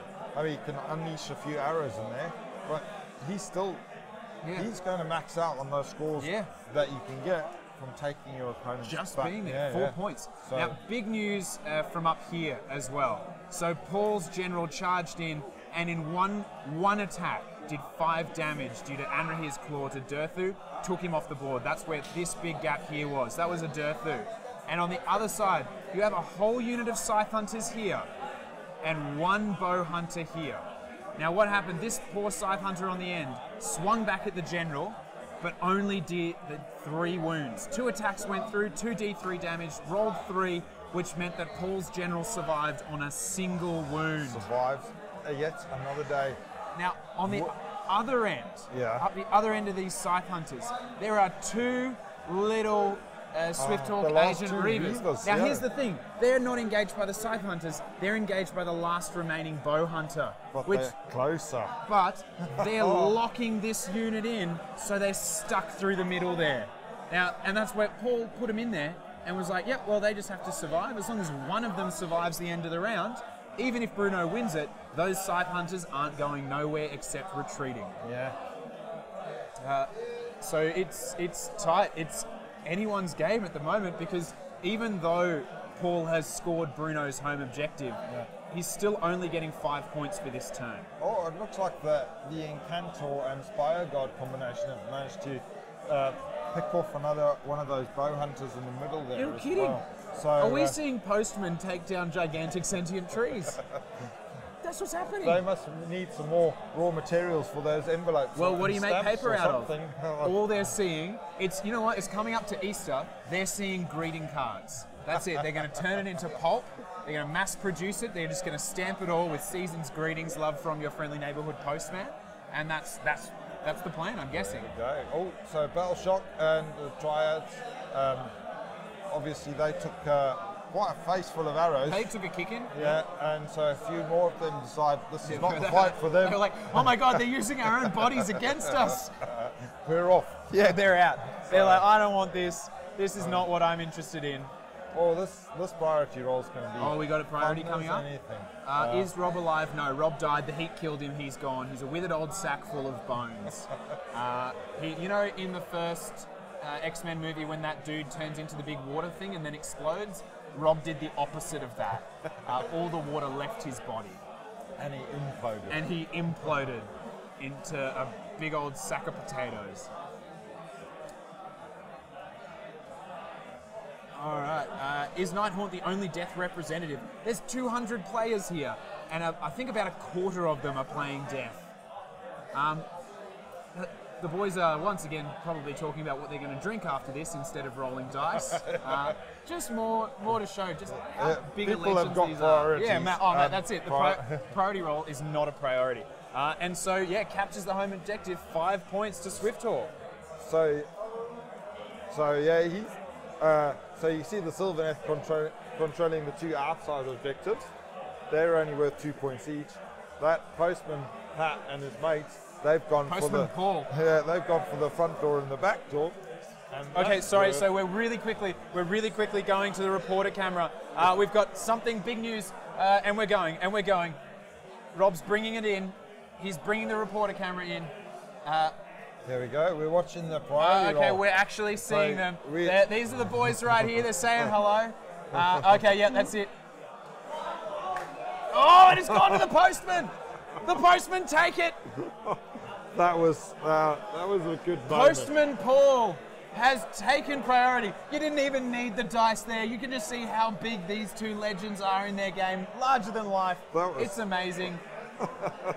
That was great. No, this is big though. This is troublesome for Bruno. Yeah. Because Paul's going to get at least 5 points. If he can take another one, he's going to put Bruno in an absolute world of hurt. Yeah. He's sort of quite second then. I think they're both fairly mobile armies. Very mobile. Bruno still has enough.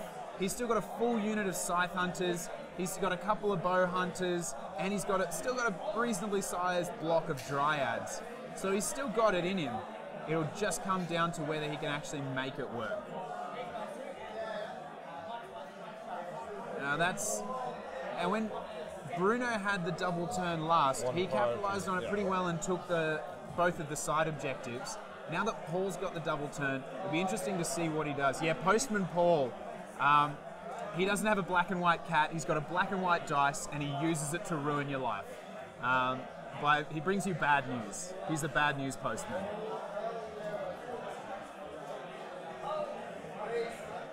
Giza UK, calling in from the south coast of the United Kingdom. We're at 7:15 a.m. Good morning.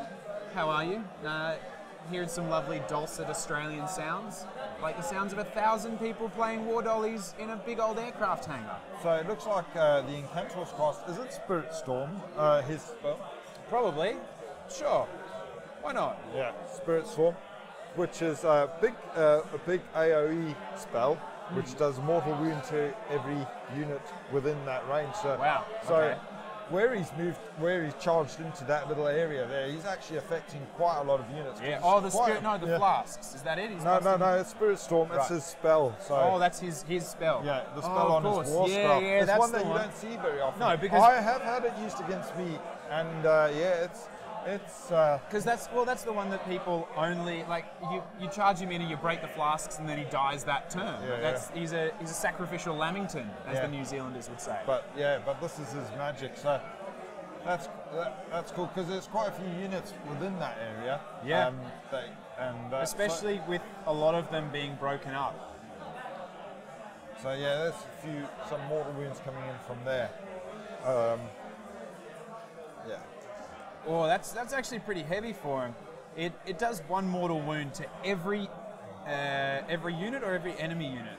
Every enemy unit within 18 cops a mortal wound. But also they have to subtract 1 from their run and charge rolls. And given how fast Bruno's going to need to move his army to get those objectives back, that's -1 is actually probably going to be a big one. Yeah, that's great. So obviously Paul still has to be aware of that block of 10 Revenants on the back board edge. Yeah, if he's forgotten them, he's going to be in a lot of trouble. So yeah, he's going to have to just be aware of that. So how would you deal with them? What would your move be? So you did talk about possibly retreating that block in the center. Yeah. I guess they could retreat back onto that that objective. Just make sure that 10 Revenants cannot do anything about it. Yeah. I expect the High Warden. I think that Paul's quite possibly forgotten about the command ability where you can soul force sacrifice. I think he has as well. If it was me, I'd probably be pulling this unit here back. I'd pull them out of combat. They're not doing anything there. You've got Scythe Hunters and you've tied them up for another turn. I'd pull them out and leave the Scythe Hunters trapped. And I'd use this unit on the Spy Guard to put pressure on this objective here. Because then you're saying to Bruno, you're not going to take this objective from me. The Sylvaneth can't take that one off of that many Spy Guard in a turn. Everything's tied up, your 10 Spite Revs aren't going to do it.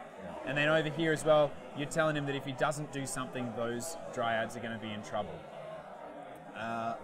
So it'll be interesting to see how he's going to play that. Because he may have forgotten about those Spite Revs at the back. And I'm pretty confident Bruno hasn't. Bruno's probably sitting there being like, please don't notice him, please don't notice him, please don't notice him. Yeah, I think he has, because, I mean, we'll highlight that area there.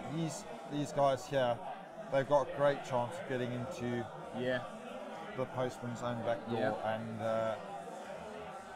getting those 4 points, which are pretty important in this part of the game.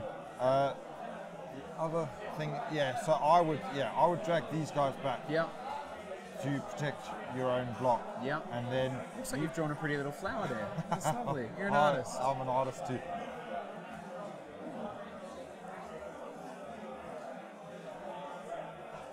So it looks like it's his favourite phase, which is the shooting phase. And as a dwarf player, I enjoy that phase as well. It's a wonderful one. So, right. So that's what's going to happen. So he's not retreated them. He's left them there, but he's going to try and well, at the moment they are engaged with that hunter. So he's using the fire block instead of threatening the Dryads. Interestingly,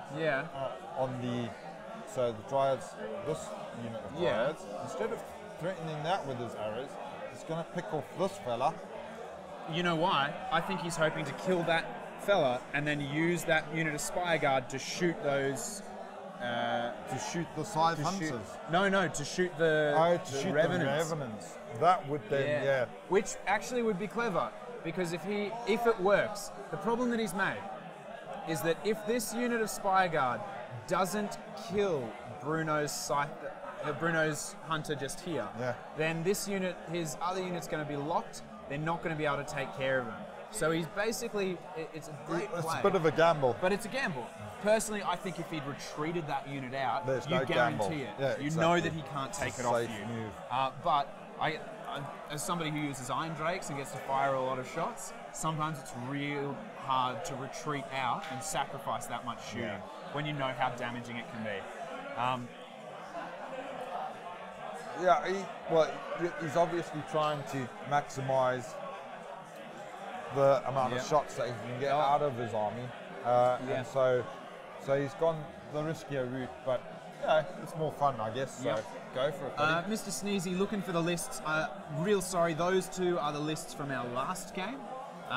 If you're looking for the lists from this game, you might want to go and check out this wonderful website called The Honest Wargamer. You'll be able to find Paul's Swift-Talk agents there and Bruno's Sylvaneth list there. Yeah, if you use the search function, so there is on the drop-down menu, there is the the Cancon list, and then if you just search under Paul or Swift-Talk, you'll be able to look at those his list, and then if you type in Bruno under the search function, it'll bring up all the Brunos, and there can't be that many of them. You'll be able to find the Bruno Sylvaneth list. Mr. Sneezy, we would love to update the lists. Unfortunately, on the decks right now, because Rob has turned into a puddle after melting in the 41-degree Australian heat. You have Nathan, who thinks that there's too many websites, and myself, who sets things on fire when I try to use them. Yeah. But what we might do super quickly is we'll just have a quick flash up and a quick run through of the lists. We're not going to go into it in detail, but we'll just flash them up super quick for you and get back to the battle. So here we are, coming in nice and hot like a breeze block, full of pain. This is the Swift Hawk Agents list. Just having a quick look at that. We've got the High Warden, Legendary Fighter, and Anrahir's Claw, which absolutely shit-mixed Durthu earlier in the game. Yeah, that was wonderful. Cool little combination. So that combination is him with the Sky Wardens, those pluses to wound, and his own innate plus to wound when he charges in, meaning that any 3-ups to wound are doing 5 damage. With the Lance, which is pretty sweet. And a couple of Sky Wardens whose real job, they just put out a 16-inch +1 to wound bubble, couple of Night Incantors, and their purpose is about to become real and obvious because there's an Everblaze Comet and Soul Snare Shackles. 230s of Spire Guard, which are kind of the footline, bow, spear arm troopers. 2 5s of Reavers, who are just fast all over the table. And they've proved really effective with their really machine effective. Guns. They have been, well, they killed that unit of 10 Dryads, or it might have been slightly defeated, but they did some work today. They killed that unit dead. The other list that we've got going on, Bruno's list, Spirited Durthu, obviously being the general, and bringing Gaia Strike, because why wouldn't you bring Gaia Strike if you're playing Sylvaneth? Branch Witch with the Acorn of Age, Branch Wraith, Acorn of Ages, which is how he got so many trees past those Incantors, and a Branch Witch. 30 Dryads, 10 Dryads, some Revs, 12 Kurnoth Hunters all up, which is, they've been good, but he's been missing the bodies for this game. And then the Free Spirits Battalion, which has been quite useful as well for that little extra tickle of movement. And we're swinging back into the game now, just to see what's happened. I think what's probably happened is, as predicted, that poor bloke. Right, and so we see the Hunter is gone, but the gamble did not pay off. Oh. That unit on the right were unable to kill it, so the unit that were engaged with it had to turn on it and just shoot it in the face. See, that's rough. That is rough, and now it means that Paul's stuck with nothing to take care. You can't really see them, it'd be easy to miss, but Bruno has a unit of 10 Tree Revenants up here in the top corner of the screen. So he's got 10 of them that snuck up here onto the top. And Paul has nothing that can take care of him. Here we see a charge. Look at those Spire Guard. So we've seen them shooting. Shooting and tooting. Now we're going to see how good they are at stabbing. How they do it without. So they're rushing over to fight the Dryads. I wonder if Bruno has left him enough room to get any into range. Oh, because if he can kill that whole unit and get at least one to pile in, that just means more points on the board. That would be... right now, it's a really tight game. It looks like, I think both players have made a mistake.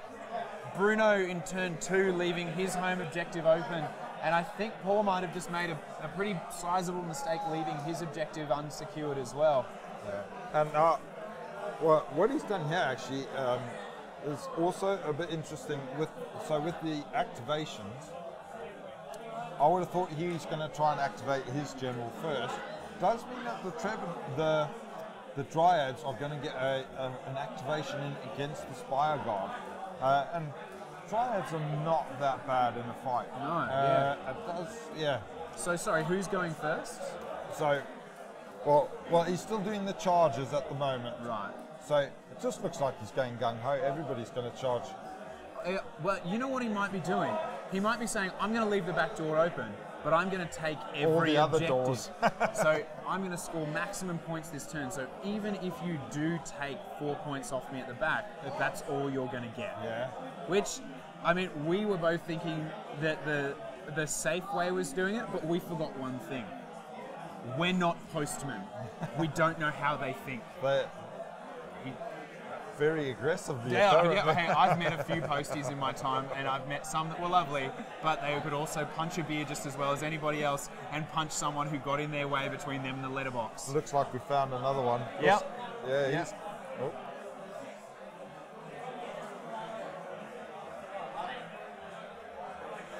Oh, sorry. It looks like we've just had the High Warden taken off the board. Ah, so sorry, the High Warden died? Yeah, so the High Warden died a while ago. A while ago. Yeah, because the Kernoff Hunters have an ability where they can do a stomp. On a 4+. On a 4+. They do a mortal it wound. happens at the end of the combat phase. Yeah. The Sylvaneth player had forgotten to do his stomps, so Paul, the Swift Talk General, has said, well, mate, those are what you should be doing. Just let him do them in his own charge phase in the next turn, and that has... Dude, what a couple of legends. But he's just like, look, it's the end of the long day. Yep. If you've forgotten something, let's make sure we've remembered it now. Let's just do it. What a couple of absolute War Dolly legends. So yeah, that's pretty sweet. And also, not only to let your opponent do it, but just looking over there, they were both laughing and they were having a bit of a giggle about it as well. So Paul not only gave him the option, then when it happened, genuinely was pretty stoked for him. He was like, mate, good job. You done goofed it with your Scythe Hunter, but then he kicked him in the head and somehow killed his bird. Who's doing the best with Beasts of Chaos? I don't know, but we have programmed Dan from AOS Shorts to love and seek information on the event, so hopefully he'll go find some. Now the problem with that High Warden going down is it means that those Spireguard are into a lot more Scythe Hunters. I actually think that might not be a very smart move. Those Scythe Hunters will absolutely rip those Spireguard apart. Yeah. The Encounter, he wants to get involved all the while. He's also charged into that other Bow Hunter over there next to those two Reavers. I don't know, because I think there's still, what, 1, 2, we've got 1, let's have a look. 1, 2, 3, 4, 5, 6 Scythe Hunters still there. I don't think they've taken any damage as of yet. I can't imagine that around what's that, 5, 10, 15, 20, maybe 25? I don't think 25 Spireguard in combat are going to be able to take out that many Scythe Hunters, and those Scythe Hunters will carve them up in return. I think the smart move would have been to bring him back onto that objective. This unit here should have retreated onto that objective and secured it. Yeah. That meant this unit could charge forward, and you could choose this unit to pile in and attack first against the Dryads. So, yeah, I mean, so it does mean the Dryads are going to get a turn of combat against those Spireguard. We'll see how tough they are. I can't imagine they're the toughest of things. They are, after all, only pointy-eared elves. Yeah. And then, I mean, so in combat, forced to hit, they get to reroll once. So it's the same as their shooting, and then choose to wound. Choose to wound because of those banners, really good flags. But I can't see that that's going to make... If he kills one, if he kills more than one of the hunters, I'll be surprised. I don't think you'll see it killing more than one of the hunters. And because they're all engaged in combat, he could take root. Yeah, he's granted his roots. He's only taken the 3 damage. One of them was wounded. Yeah. But not enough to kill him. Yep. So all of those guys did 2 wounds. I think that was a bit of a mistake, personally.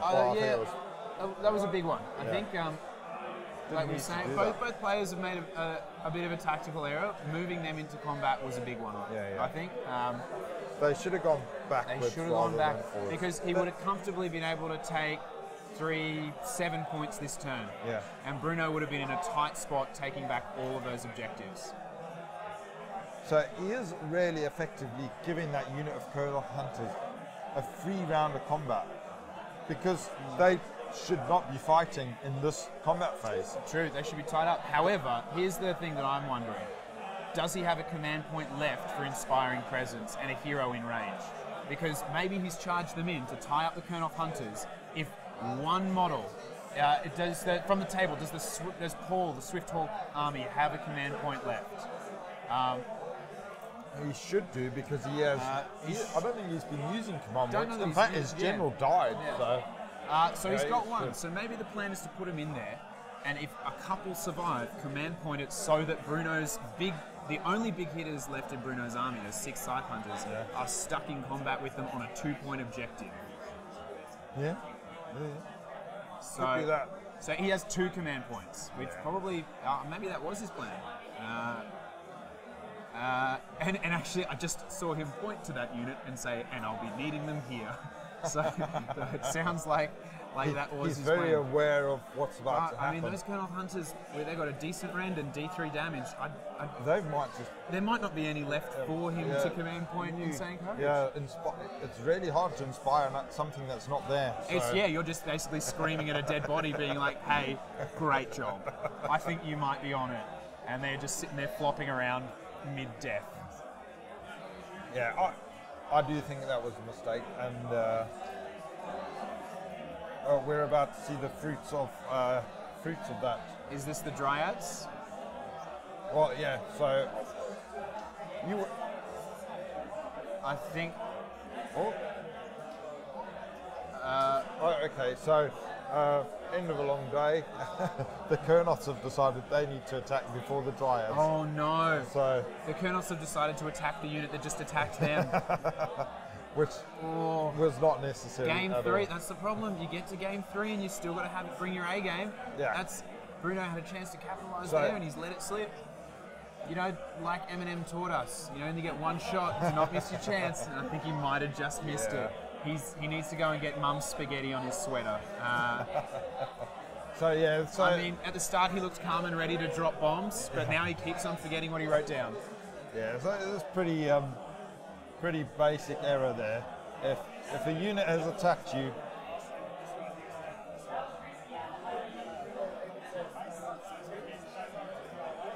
so I think something bad just happened. Yeah, so that was 28 damage from the Kurnoth Hunters.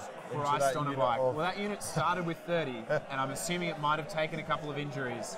My guess is they're gone. Is that whole unit gone? That's, So that unit has there'll been be no wiped out. command point. They're not picking them off. You'll pick them off in a while then. All right, so we're going to go to the man himself. We're just going to get him to unplug super quickly. Mate, can you reboot? Sweet. Oh, no, it's good, you're fine. Well, just switch into low power and you'll be good. We're going to go to Dan. He's been programmed to bring you hot hobby goodness, and he's found a gentleman, a legend, a captain of industry, who is Ryan. We're going to cross to him right now. Take it away. Cheers, guys. Thank you for the crossover. So I have pulled Ryan out from the crowd. Why have I pulled Ryan out from the crowd? It's because he is currently the highest placed Beast of Chaos player at Cancon, at the 200-player event. Ryan is top. So, Ryan, you played your last game on table 9. Tell us, table 9. So you're running a Beast of Chaos list. Why don't you tell us a bit about it? It's basically a Warherds list. I did Warherds before the Beast of Chaos list came out, and I've thrown in some Gores and some ambushing stuff, a Beast Lord, with the mutated Nullblade, so he's hitting on 3s, rerolling 1s, wounding on 3s, neg 1, damage 3, so he's a little like assassin that runs around. But yeah, just beyond that, it's just lots of Warherd units, just Cygor, Gorgon, 3 units of Bulls, and a Doom Bull. Yeah, it looks great on the tabletop. Like, your army's done very well, and it's just imposing. Big cow beasties with axes. It's actually hilarious watching people, like, put so much damage into my monsters and stuff, and then being like, wow, that died really, really easy. And it's like, yeah, no, they're not that good. Like, I sacrificed my Gorgon in that game first turn to score the objective in the first turn, pop onto 5 points, and then just immediately got killed and was like, that's fine, it's cool. Yep, playing the objective game. Like, so this last game, for those at home, Ryan was playing against the Ardenith Deepkin list with 18 eels, 2 sharks, a turtle, a Killian King, and there was a point at the start of the game where it was just a solid rush across the table. Tell us how you turned the tide against the Deepkin. A lot of it came down to Matt Edwards just not being able to roll dice good. That's always good. That's always good if you're relying on your opponent not rolling dice well. I did do my favorite little trick. I've got Gabe Spawn as my allegiance, or my Great Fray, and I sprinted my unit of 6 bulls with two-handed weapon, or the double-handed axes, the great axes. And yeah, they hit both of the Alapexes and his captain on the big eel, the big Achillean King. And yeah, I gave them an extra 2 attacks each from the spawn that was running up behind them, and used my Triumph to reroll hits. So they just rolled in, killed both and the king just in one fell swoop. Yeah, very nice. I also heard you managed with a Beast Lord with one fell swoop to do about 12 damage on the defensive eels, and then remove a whole unit of 6 defensive eels in one quick go. Yeah, that was probably going to be a lot longer on that flank. It was like there's going to be much more protracted, but yeah, man, he just rolled 4 ones, I think it was, and mutating Nullblade just cut 4 of them down, or whatever it was. It was. So you're sitting very pretty with 3 wins after the 3 games. So how do you think you're going? Is this meeting expectations? Are you going? No, I need to go further. I'm going for the full 6 and the win. How's it going to be? I have been walked up to every single game going, oh yeah, I'll lose this. It's fine. Let's have some fun. It'll be good. I've won 3 games, and my God, there is some people that I am giving it to. I love the modesty. I am giving it to people. Yeah, just one person. Yeah, Mike LaRue, who hassled me to come just a whole bunch, and he's lost 2 and only won 1. So you're doing very well. It's like the banter, especially on the road back to Melbourne. The banter must be gold. And I think you were telling me that you got your driver's license so you could drive to the event. Now that is commitment. Yeah. Well, inner city Melbourne, great public transport. Never had to drive before, but I just decided, screw it. Get my license, drive up, have some fun, hang out with all these. Yeah, well, it certainly worked out well with 3 wins and top. You're doing very well. Okay, great to see you. Thank you very much for your time. Great to see you, and we'll go back to the table. Cheers, guys. And we're back. Now, this game's at a bit of a critical juncture.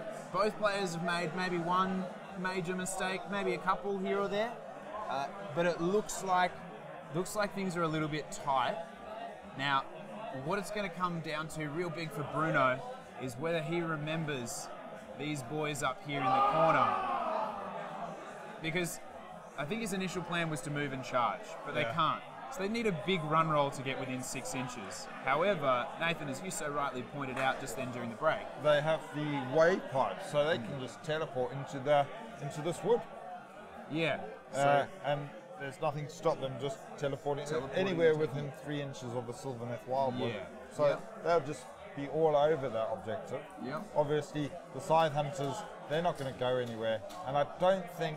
I think Paul has got anything to kill those Scythe Hunters anymore on the board. I think those Scythe Hunters are still tagged by these 2 Reavers up here, because there's one Bow Hunter between them and the unit, and they can't get into range of them.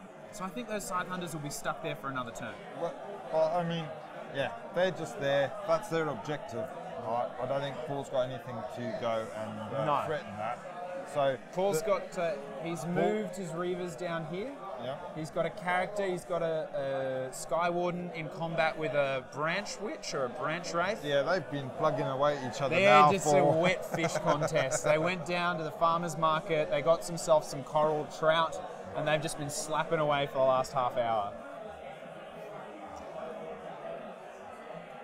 A few people saying Ryan Kirby in a good mood. Ryan Kirby, the man that was just interviewed by AOS Shorts, is always in a good mood. I played him at the Sydney Slaughter event last year. It was my first game, and honestly, it was one of the best Game of War Dollies I've ever played. He's just an absolute legend. Speaking of absolute legends, these 2 boys on the table, God, I wish I was over there and a part of that game. Yeah, they're having a great time.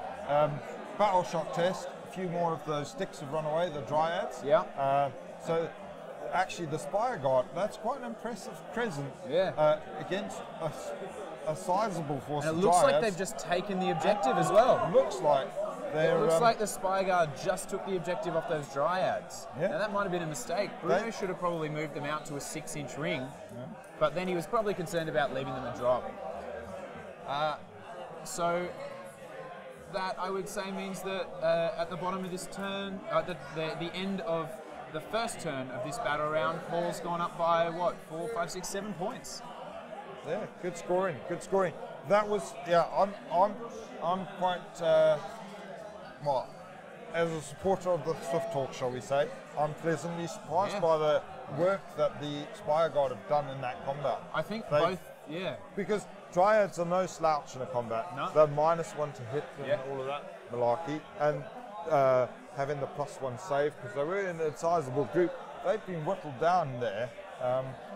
And that was all in combat, because that unit shot all of its arrows at a Kurnoth Hunter that was just locking another unit in on the other side of the board. So, yeah, the combat potential there. I mean, we did see the other unit of Spire Guard go into that unit of Kurnoth Hunters with scythes, and that did not go well for them. That was not a great experience for them, was it? That hurt them a hell of a lot.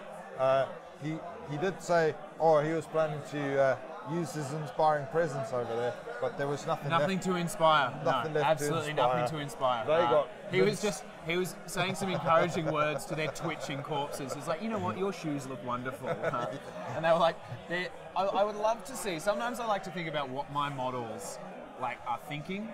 I would love to have seen what his models were thinking when he charged them in. Like, were they just turning back around and looking at him and being like, really, boss? This is what you want? All right. I think he was probably hoping to take out a couple of those hunters and just, dull their claws a little, but it didn't work out. Right, so that Bronze Witch cast a spell, and here comes another forest. Another forest. Oh.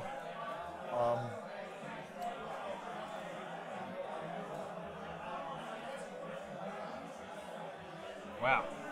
Yeah, he's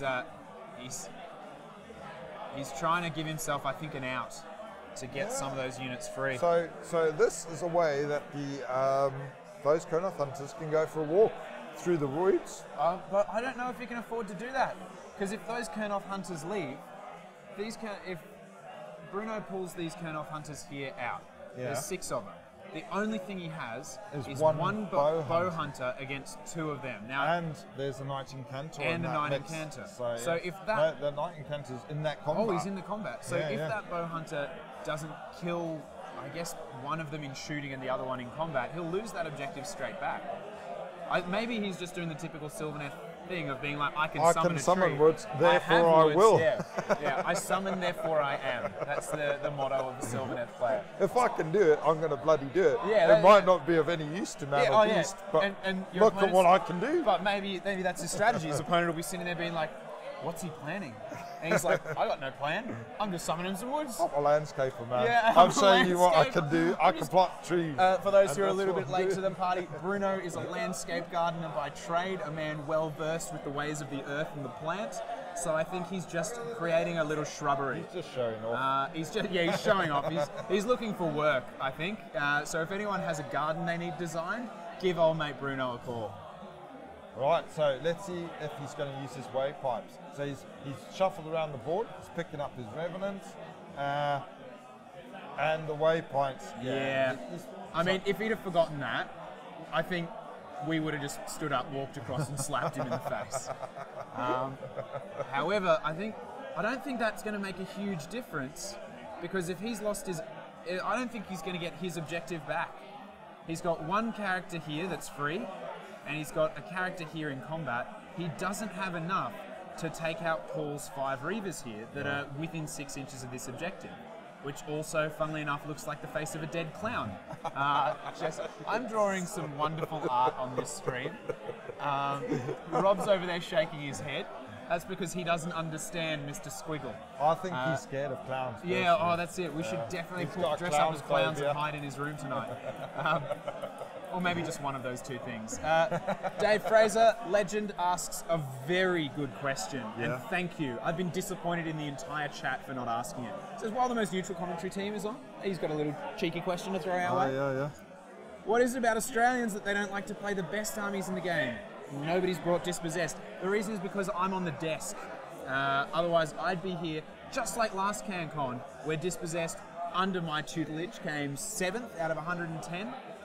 So I think the real reason is that we wanted to give the other armies a chance. Yeah. That was it. Australians are a very friendly bunch of fellas. Yeah. And yeah, they're just like, look, we could bring Dispossessed, but that would not be fair to the other 199 players in this tournament. Exactly. So we want to give them a chance, and they won't have one without. Everybody have a smile and have a chance. So there you go. iTyrant, subscribing, obviously likes what he sees, wants to see a little bit more. Now, Rob is, we're currently pumping him back full of fluids. It's like, have you ever seen someone inflating a beanbag with water?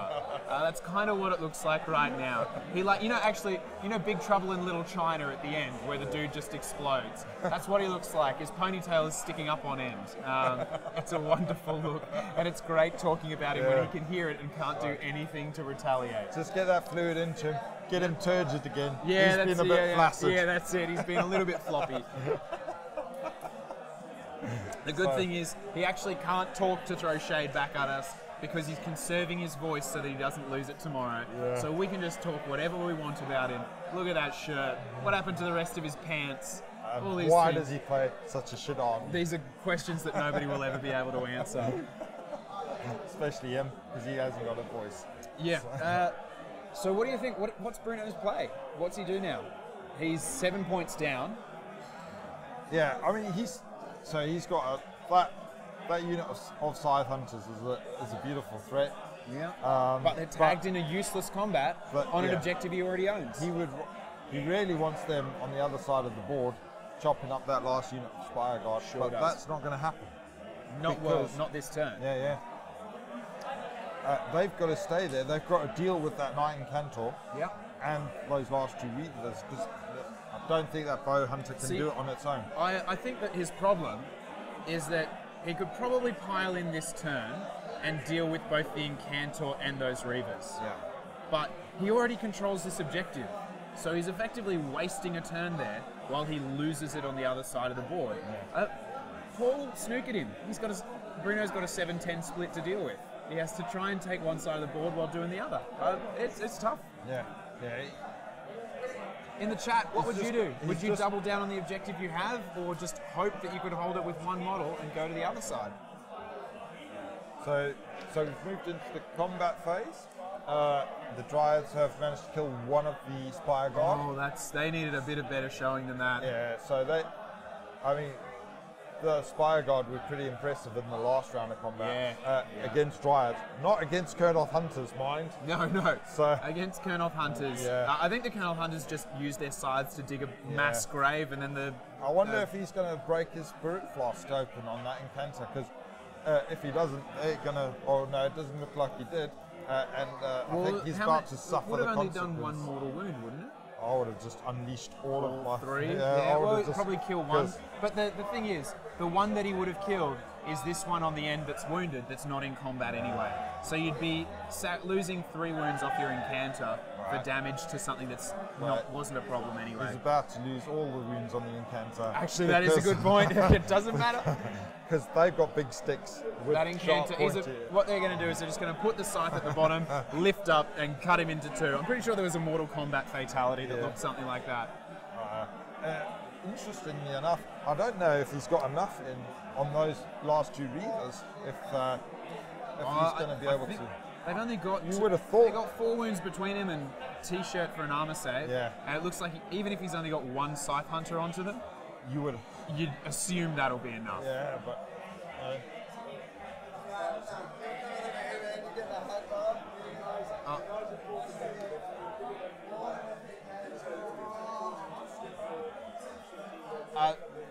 The boys have called the game with... They've eschewed the traditional handshake for a cuddle. Yeah, they've got stuck in there. And there's a minute left in the round, and so they've decided to call the game there because Bruno's looked at the board and gone, mate, there's no way I can catch you. Which, that's just awesome. What a wonderful game. And Nathan, you know what this means? Postmen are kicking ass. The Postmen are 3 from 3 major victories. Ladies and gentlemen, Swifthawk Agents, their first recorded event, and they have won 3 major victories. They're not even an army. They're not even a real book. I don't even think most of their models are readily available anymore, and yet look at him dancing around the book. Yeah. Lord, he's floating like a butterfly and stinging like a bill that you forgot to pay last month, and it's come back around with more added on top. Yeah, with one of those red stamps on the corner. So we're going to, attention. while these boys cuddle it out, we're going to flick around to Dan from AOS Shorts, and he's going to update us while he reknits his body back together like Terminator 2. One last update from me, guys. I just can't believe it. Paul and the guys celebrating over there. What a stunning victory. Swifthawk Agents, who would have thought it? Well, let's have a look around the rest of the tables and see what the results are. There were a couple of close matchups that we were following. You would have seen over my right-hand shoulder the guys behind me. Jesse in the white singlet and Joel in the Hawaiian shirt for the Measured Gaming. So that was the matchup between Daughters of Cain and the second placed Beasts of Chaos list with 175 wounds in the army, and the Daughters ate through it. So Beasts of Chaos took an early gain. They took a large amount of the board territory, were all over it, and then Daughters got it back in. They got a minor victory in the end. We were also following Dave. Dave at his first tournament with the Bone Splitters with the Teeth Ruck. He came so close, almost on the last turn of the game, took it from Daughters of Cain. Unfortunately, Daughters won on the day, so those Bone Splitters are 2-1, but Dave is doing very, very, very well for his first tournament. Let's have a look. The Free Guild would go down on the bottom of table 95. They could not be separated. That was a minor victory. And as you could expect, 2 units of Demogryphs went into each other on the first turn. They stayed together in combat for 4 rounds and did nothing. So that is classic Free Guild battle, I have to say. Now, let's just do a quick wrap-up of the top tables. So we had Eddie beats Sam on table 1, so Eddie running the Daughters list, playing very well against Sam's mixed order. Table 2 was a victory for Gore Pilgrims over Gloomspite. Table 3 was a victory for Phoenix Temple over the Stormcast Daughters mix. And table 4 was a victory for Dave Kerr and Ideneth over the Dreadwood of Charles Black. So that's it for the top tables. That's it for my report. Going to hand it back to the guys now. Cheers. Hello, you're back with us. Now game 3 of Cancon 2019, first Grand Slam of the season is over, and we've just seen some bloody magic, haven't we? We have. Just some remarkable war dollies. So Swifthawk Agents won their 3rd game from 3. 3 major victories. Now, Swifthawk Agents, for those not in the know, are the postmen of Age of Sigmar. They are the Kevin Costner in the mortal realms. Mate, good reference. Running around, dropping off them ladders. But so far, our stats, man, is going to be... it's going to make it an easy job because they're 100%. Yeah. And these 2 legends are amazing. So we're going to get them in for an interview. We're going to be back with Dan from AOS Shorts in just a moment. And he's going to bring you their voices, their faces, and all their love. Because it's not only been an amazing game to watch, it's been an amazing pair of players, right? Yeah, we've been sat... So we're sat not that far away from the table. We've been watching them out the corner of our eyes. Well, I've been pretty much sat around just staring at the table. Because they're a pretty animated couple of players. They're dancing around, grinning like crazy. They have had a great time. And the best thing has been, they've been stoked for each other's success. Yeah. And that's just wonderful to see in a game of War Dollies when, something goes really good for your opponent. They smash your face. Like when the High King on his little griffin came in and just absolutely shit-mixed Durthu with a single attack that did 5 damage, using an artifact and a bunch of things. I reckon it was a chainsaw or something. Oh, yeah, he came in and he's a lumberjack. And to see the look on Bruno's face when it happened, he was bloody stoked for him. He was just like, mate, that's awesome. So this has been not only an awesome game to watch, but 2 legendary players, which is why we're going to go to them right now, and you can see for yourself. So we're going to come first with Bruno. He took a little bit of a kicking. but that's probably because he plays trees. Actually, no, we've got both of them because they're inseparable. We're going to do goodness. We're going to double up on that goodness. In fact, treble up on it because we've got a sex machine and three sex machines. 3 sex machines. And if you missed it, they didn't finish their game with the traditional handshake. They finished it with a hug. How much better game of War Dollies does it get than that? We're going to go to them right now. Over to you, Dan AOS Shorts. Hey guys, 2 very, very happy Wargamers after that stunning game on the tabletops. How was it, guys? Oh, exciting, man. It was a really great game. One of the best ones today so far, I think, yeah. Very impressed with you. The story is all the Swifthawk agents. Sorry, Bruno, but 3 on the win. Like, you gave him a good game, but how was it for you, Bruno? It was really intense, like incredibly intense. I'm still shaken from it. Like, there was so much things that happened that it was so back and forth the whole way. It was a really exciting game, yeah. Oh, good to hear. And Paul, this is just meeting your expectations, right? Coming into this, it was clearly end of day 1, objective secured. It's how everything was supposed to go, mate. Don't worry. But no, I'm real happy, I got to say, because wasn't expecting a lot, so can't complain, really. So, so sort of why Swifthawks? Why was Swifthawks for this event? I've been playing them since the start of AOS. I've been taking them to local tournaments. I just like them, and I feel like trying to play something that no one plays, that everyone thinks is not good, and try and do something with it, and I'm doing good so far, so I can't complain. Yeah. Well, it's certainly working out for you, and I think what it shows at home is that practice makes perfect, even with an underpowered, under-supported list. You can really see it on the tabletop. So, Bruno, looking back on the game, is there anything that you would have done differently? Any sort of reflections on the game or lessons that you'll take over to day 2? Oh, 100%. I think don't underestimate his speed. I underestimated how quick he was, so I think if I was to play that again, I would have tried to be a little bit more conservative with my units as opposed to just jump forward, because he was so fast and just shot me to pieces in the first turn, and the game just rolled on from there and we fought back. But yeah, I would do it that way again if I had the opportunity, for sure. And finish the game. And finish the game. That would have been great. Yeah, well, as a fellow Sylvaneth player, I can feel the hurt. I can feel the hurt of the trees going down. Yeah, exactly, right? But no, it's full congrats, Paul. It's a stunning day 1, and all the best for day 2. Champion, bro. Well done. Good. All best of luck for day 2, guys. All the best. Cheers. See ya. See ya, Mose. And we're back, and ladies and gentlemen, that's it for day 1. So here we are, Canberra, Australia. 40-degree heat. It's been a warm day. Been a warm day in an aircraft hangar with 1,000 other wargamers, 200 of them playing AOS. Yeah. It's been massive. It's been bloody impressive, though. Yeah, we've just been IVing coffee behind the scenes. You can't see it, but there's a nurse back here who's very concerned for our heart rates at the moment, mostly because of that game. Swifthawk. It's the age of the Swifthawk meta. Who would have thunk it? It's been great. Yeah. We've seen good games today. Good games. Some of them have been pretty quick. Yeah. Some of them have, that one went full time. And just It amazing. was going one way. So yeah.